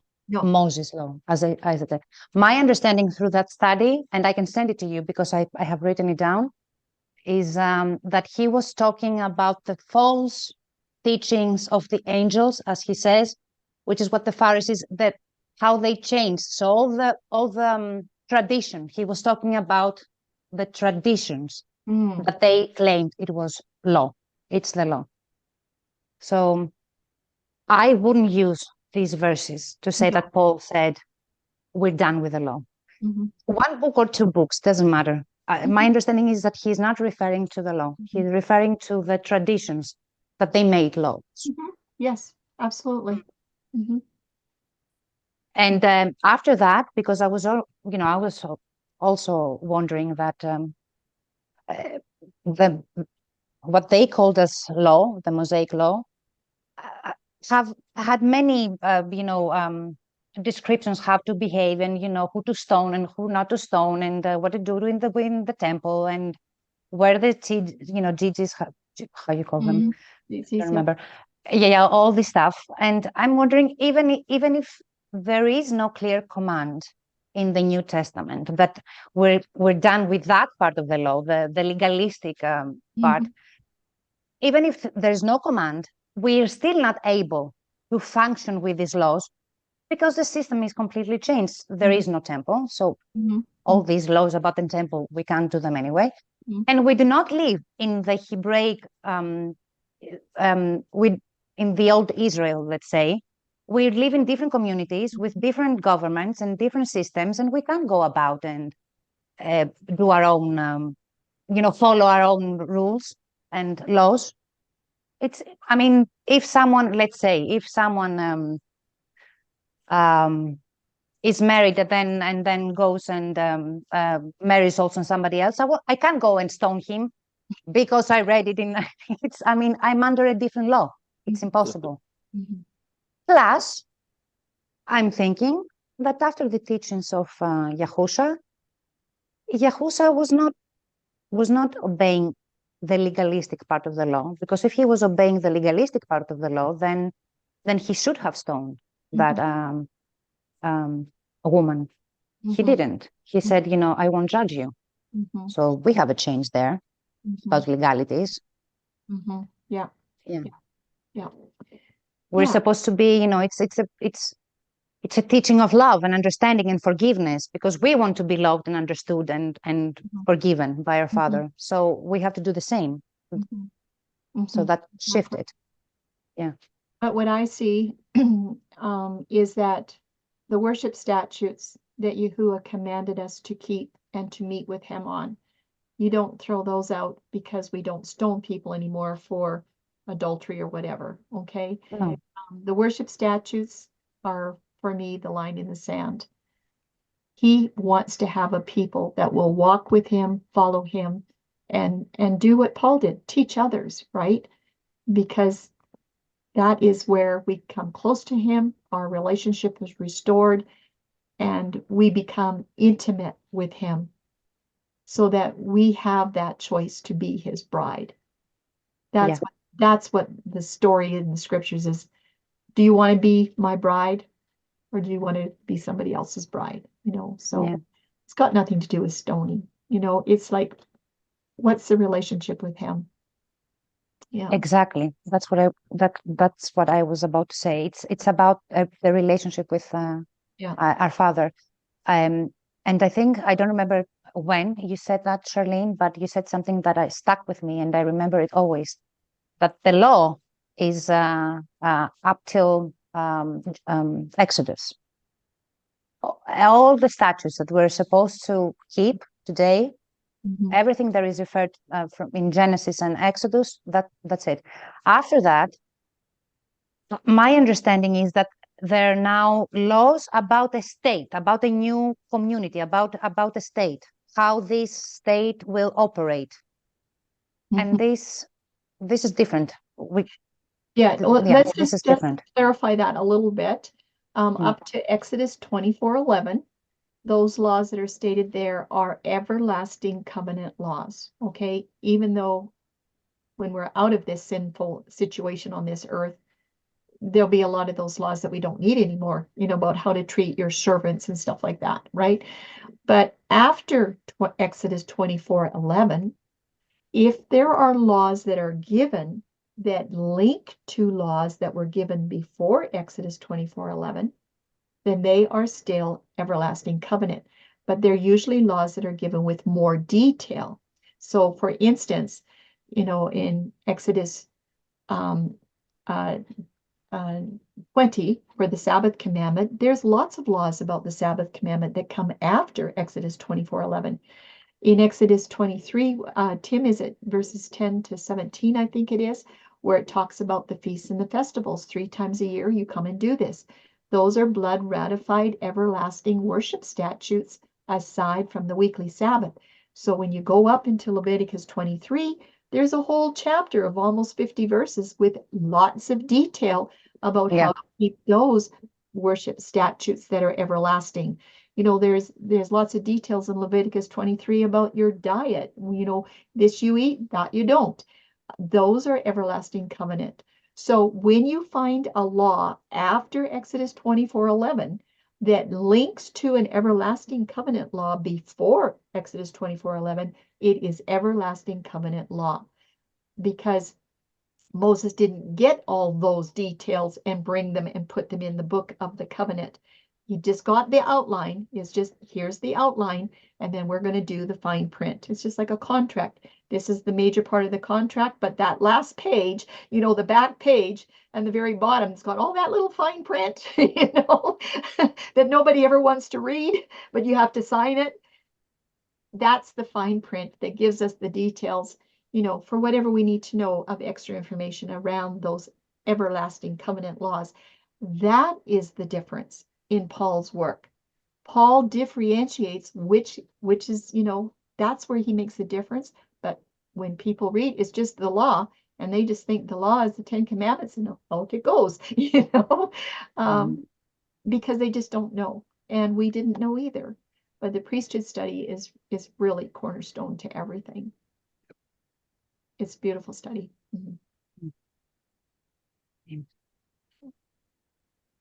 Any other comment? Well, I just want to say on behalf of all of us, the Melchizedek priesthood study changed our lives and changed our whole focus. Completely, 180-degree turn, complete change. Even though we were doing Sabbath, you know, and honoring the feast as best as we knew how. Some of it was sunset, some of it we were doing dawn day. Tim, we didn't learn, we were working on the dawn day from 2010 to near the end of 2015. So 6 years, 6 full years until we understood the Melchizedek priesthood, basically the last part of December of 2015. And that was a complete change, 180-degree turn. Yeah. Maybe we should have a presentation on that also. Well, it probably won't be from us because we're concentrating on calendar, but understanding that priesthood actually brings a whole lot more support and witness to the covenant calendar as well. Because I think we've mentioned this before, between Genesis 1 to Exodus 24:11, you'll find all the calendar components for the everlasting covenant calendar in those few pages, about 75 pages in a Bible.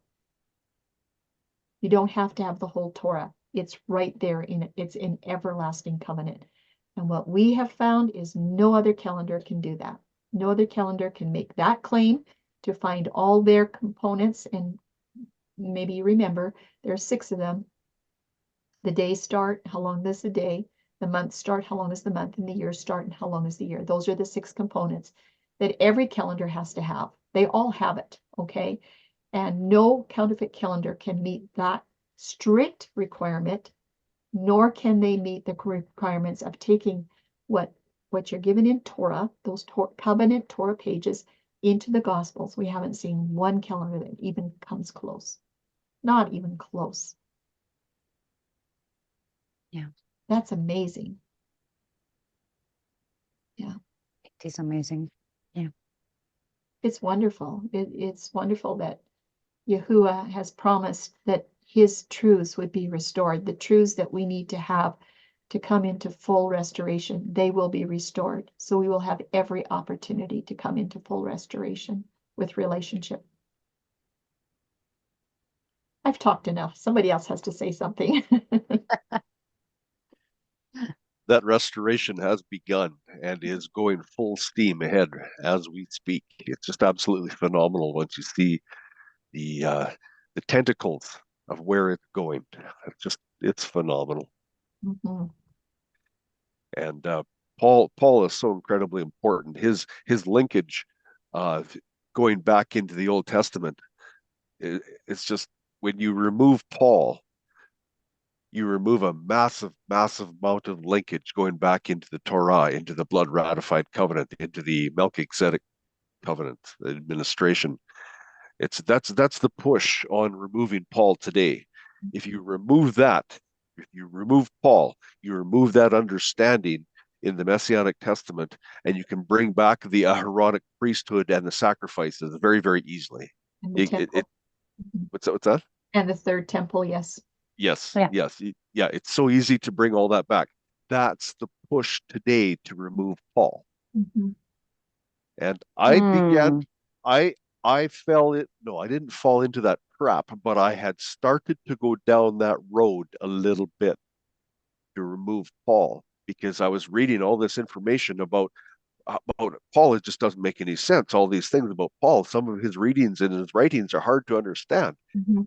But then when you start to look at exactly what Paul says and you take that back to Torah, it makes absolute perfect sense. Mhm.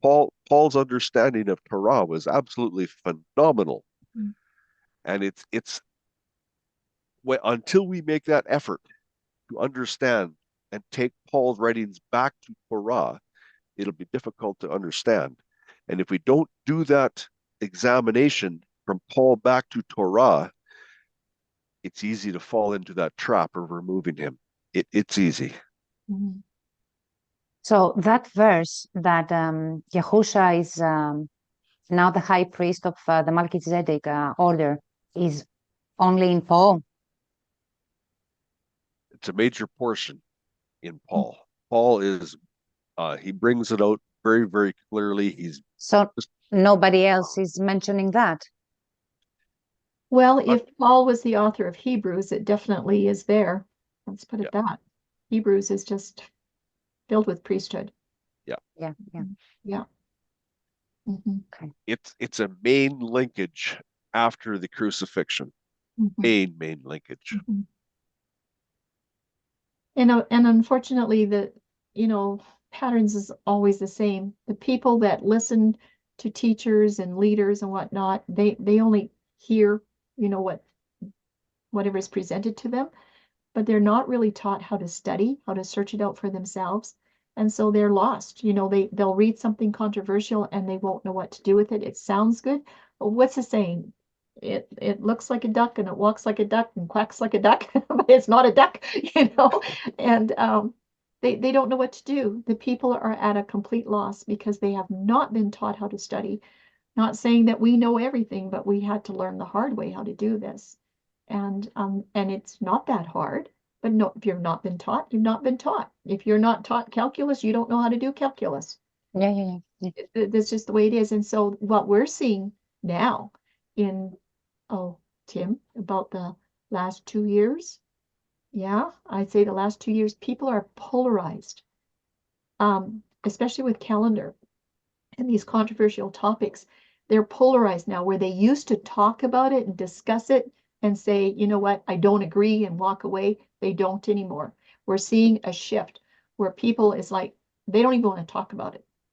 They won't, just nothing. It's just like they're dead and they don't know what to say. They don't know what to do. They're getting information coming at them from every which direction. It's all confusing. None of it makes sense. And they're just going, they don't know what to do.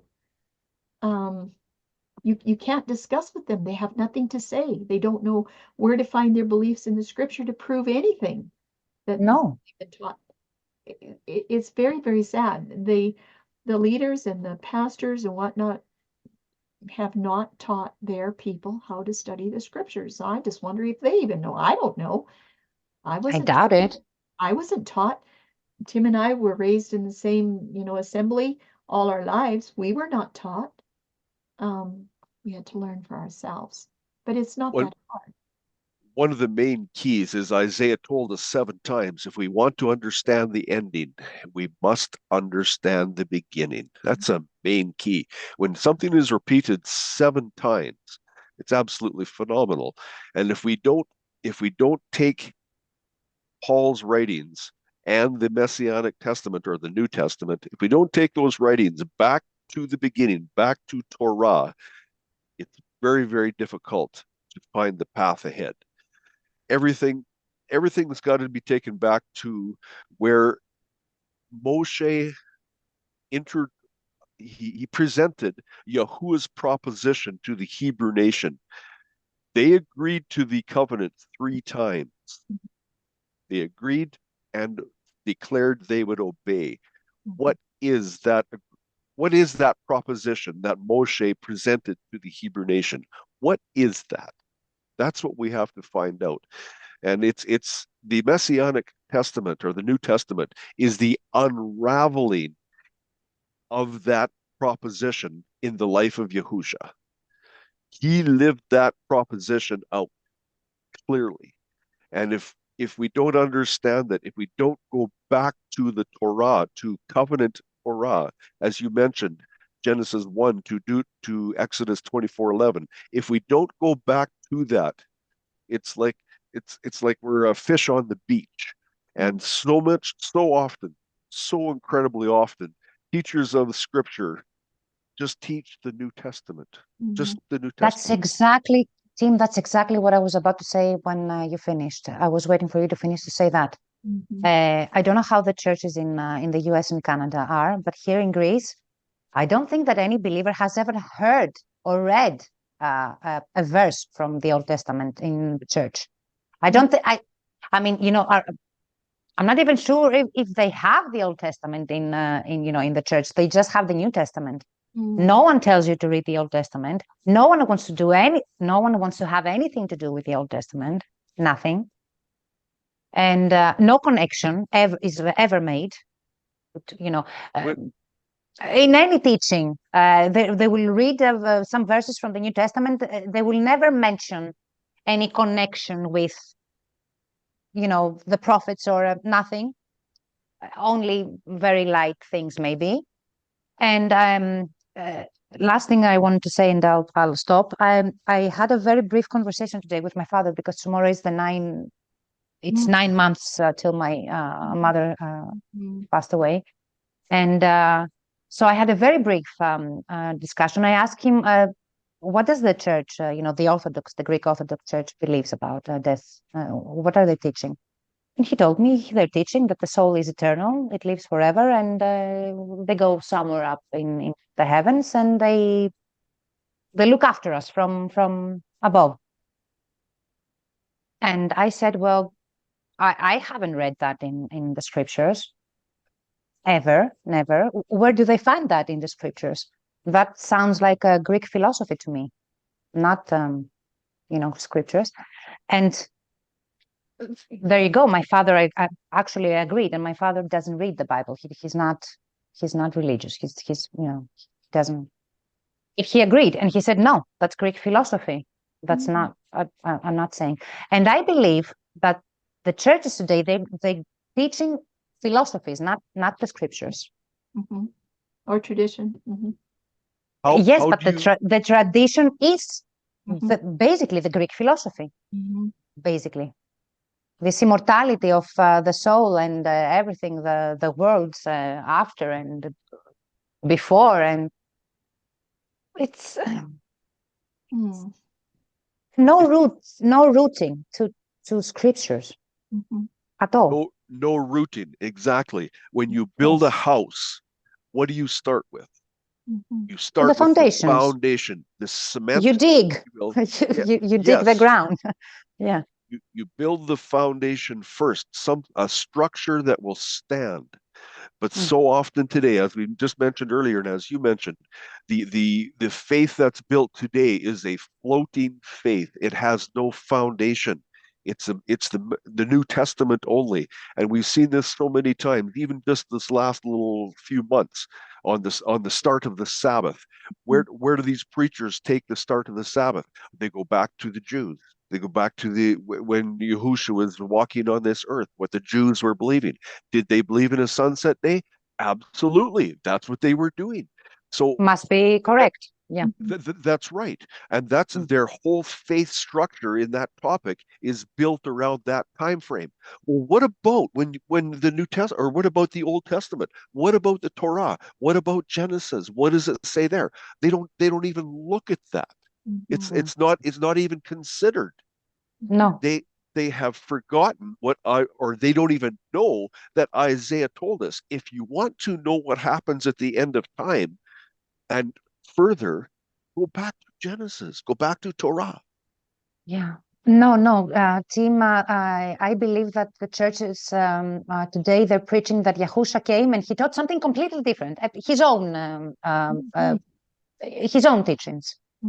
Not the old, teachings, new things, different. Yeah. That's where Paul comes in. Yeah. Paul comes in and tells us, get back to Torah, get back to the covenant, get back to the Melchizedek order or Melchizedek administration. Find out what that is. What is that proposal to the Hebrew nation that was blood ratified at Mount Sinai? What was it? Because that proposal is what Yahusha restored after his crucifixion. Mhm. When he presented himself as the first fruit on Wave Sheaf Day, when his ultimate sacrifice was accepted by Yahuwah in the courts of heaven, that Melchizedek administration, that Melchizedek covenant was reestablished, restored, reinforced for eternity. What was it? Mhm. Torah. We got to get back to the Torah. That's the cement that forms the base, the foundation for structure going forward. Mhm. After That's the Yahushua rock. comes in. That's it. That's the rock. Yes. Mhm. I would just like to mention for some maybe that are watching for the first time, they might be saying, well, where are these laws? What are they? Because that was my question for weeks. It's like, where are these words that are in the book of the covenant that are everlasting and blood ratified, that were put on the tables of stone? Like, I want to see those words, And I knew the 10 Commandments had to be on there. This is all they have to do. Read Exodus 20. That's where the 10 Commandments are. And keep reading chapter 21, 22, and 23. There's the words. They're all there. And then you just read 11 more verses in chapter 24. You find out that you'll find out that Yahusha spoke those first 10 big words, and then Moses had to go up the mountain and get the rest of the words because the people wouldn't listen anymore. And so he went up and got the rest of the dictation, and those are the words of the everlasting book of the covenant that were blood ratified. They're right there in 4 chapters. But if people are reading the Old Testament for the law, they only read the first 18, 17 verses of Exodus 20, and then they close the book, But you have to read, and the rest, the rest. That's where they are. Now, granted, there's going to be some laws in there that we don't keep and we can't keep. I can't honor laws that have servants because I have no servants, But anyway, we need to. Hey, you know what? Maybe we don't have servants the way that they had servants then, but we do have employees, Yes, people we that do. we call subordinates. Yes, we do. Okay. Where it says that you need to pay a man's wages every day, when he goes home before he goes to Exactly. bed. Well, we do it different. It might be twice a month, once a month, whatever. Yes, we do. So we need to look at it and put it into our time frame. So that's where the laws are. That's where they are. Not hard to find. They've been there all the time. Yeah. Nobody told us to read them. Nobody told us that. In fact, it says in Exodus 21:1, these are the statutes or these are the judgments. These are statutes and the judgments. There's all kinds. But anyway, yeah, there was more. So, people, their eyes are getting open. That we see an awakening. We do see that coming. Tim? I want to read a few verses here. Exodus 24, verse 3. And Moshe came and related to the people all the words of Yahuwah and all the right rulings. And all the people answered with one voice and said, all the words which Yahuwah has spoken, we shall do. There's their proposition and where he presented his words, and there's the acceptance. That's the declaration they were going to obey. Verse 4. And Moshe wrote down all the words of Yahuwah. He wrote them down. If he wrote them down, all those words, what would it be? Could we call it a book? Let's go to verse 7. And he took the book of the covenant and read in the hearing of the people. And they said, again, all that Yahuwah has spoken, we shall do and obey. That's the 3rd time they agreed to it. And Moshe took the blood and sprinkled it on the people and said, see, the blood of the covenant which Yahuwah has made with you concerning all these words. Mm-hmm. Right there. There's the book of the covenant. That's the covenant of the Melchizedek administration up to that point. All there. Mhm. So Maria, Yahuwah does not change. He says, I cannot change, I do not change, I do not lie. And when you get into the Gospels, there's that verse where Yahushua says, not one jot or one tittle will be taken away, but it says that he fulfilled the law. Yes, he filled it full with what you're supposed to do. He didn't fill it full to nail it to his tree, and it was done forever. He filled it full of meaning. That's what he's talking. And the law was, he said, not one jot and not one tittle is going to be taken away. Everything still stands. But they will use those verses in Matthew, 5:17, I think it is, to do away with the everlasting covenant, the laws that we need to have to stay in relationship and have a restoration of our relationship. It doesn't make sense, but like you said, people are not reading the Old Testament. They don't find these verses where Yah says, I do not change and I cannot lie. And I'm not going to change. They don't even know probably those verses exist. I don't know. This Tim, you want to say something? Yeah. Yeah, the conversation that Tim was reading about the ratification with the blood, and I was thinking too about the proposal when he brought them out, he took them out of Egypt, and then he made a proposal in Exodus 19 to them of the covenant. This is the covenant. No, the words haven't been given yet. And Exodus 19:3, Moses went up to Elohim, and Yahuwah called to him from the mountain, saying, this is what you are to say to the house of Yaakov, and declare to the children of Yisrael.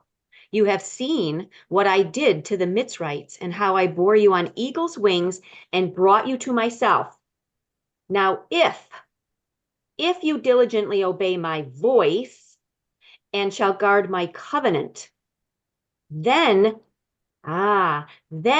you shall be my treasured possession above all the peoples, for all the earth is mine, and you shall be to me a reign of priests and a set apart nation. Those are the words which you are to speak to the children of Yisrael. And Moshe came and called for the elders of the people, and set before them all these words which Yahuwah commanded him. And all the people answered together and said, all that Yahuwah has spoken, we shall do.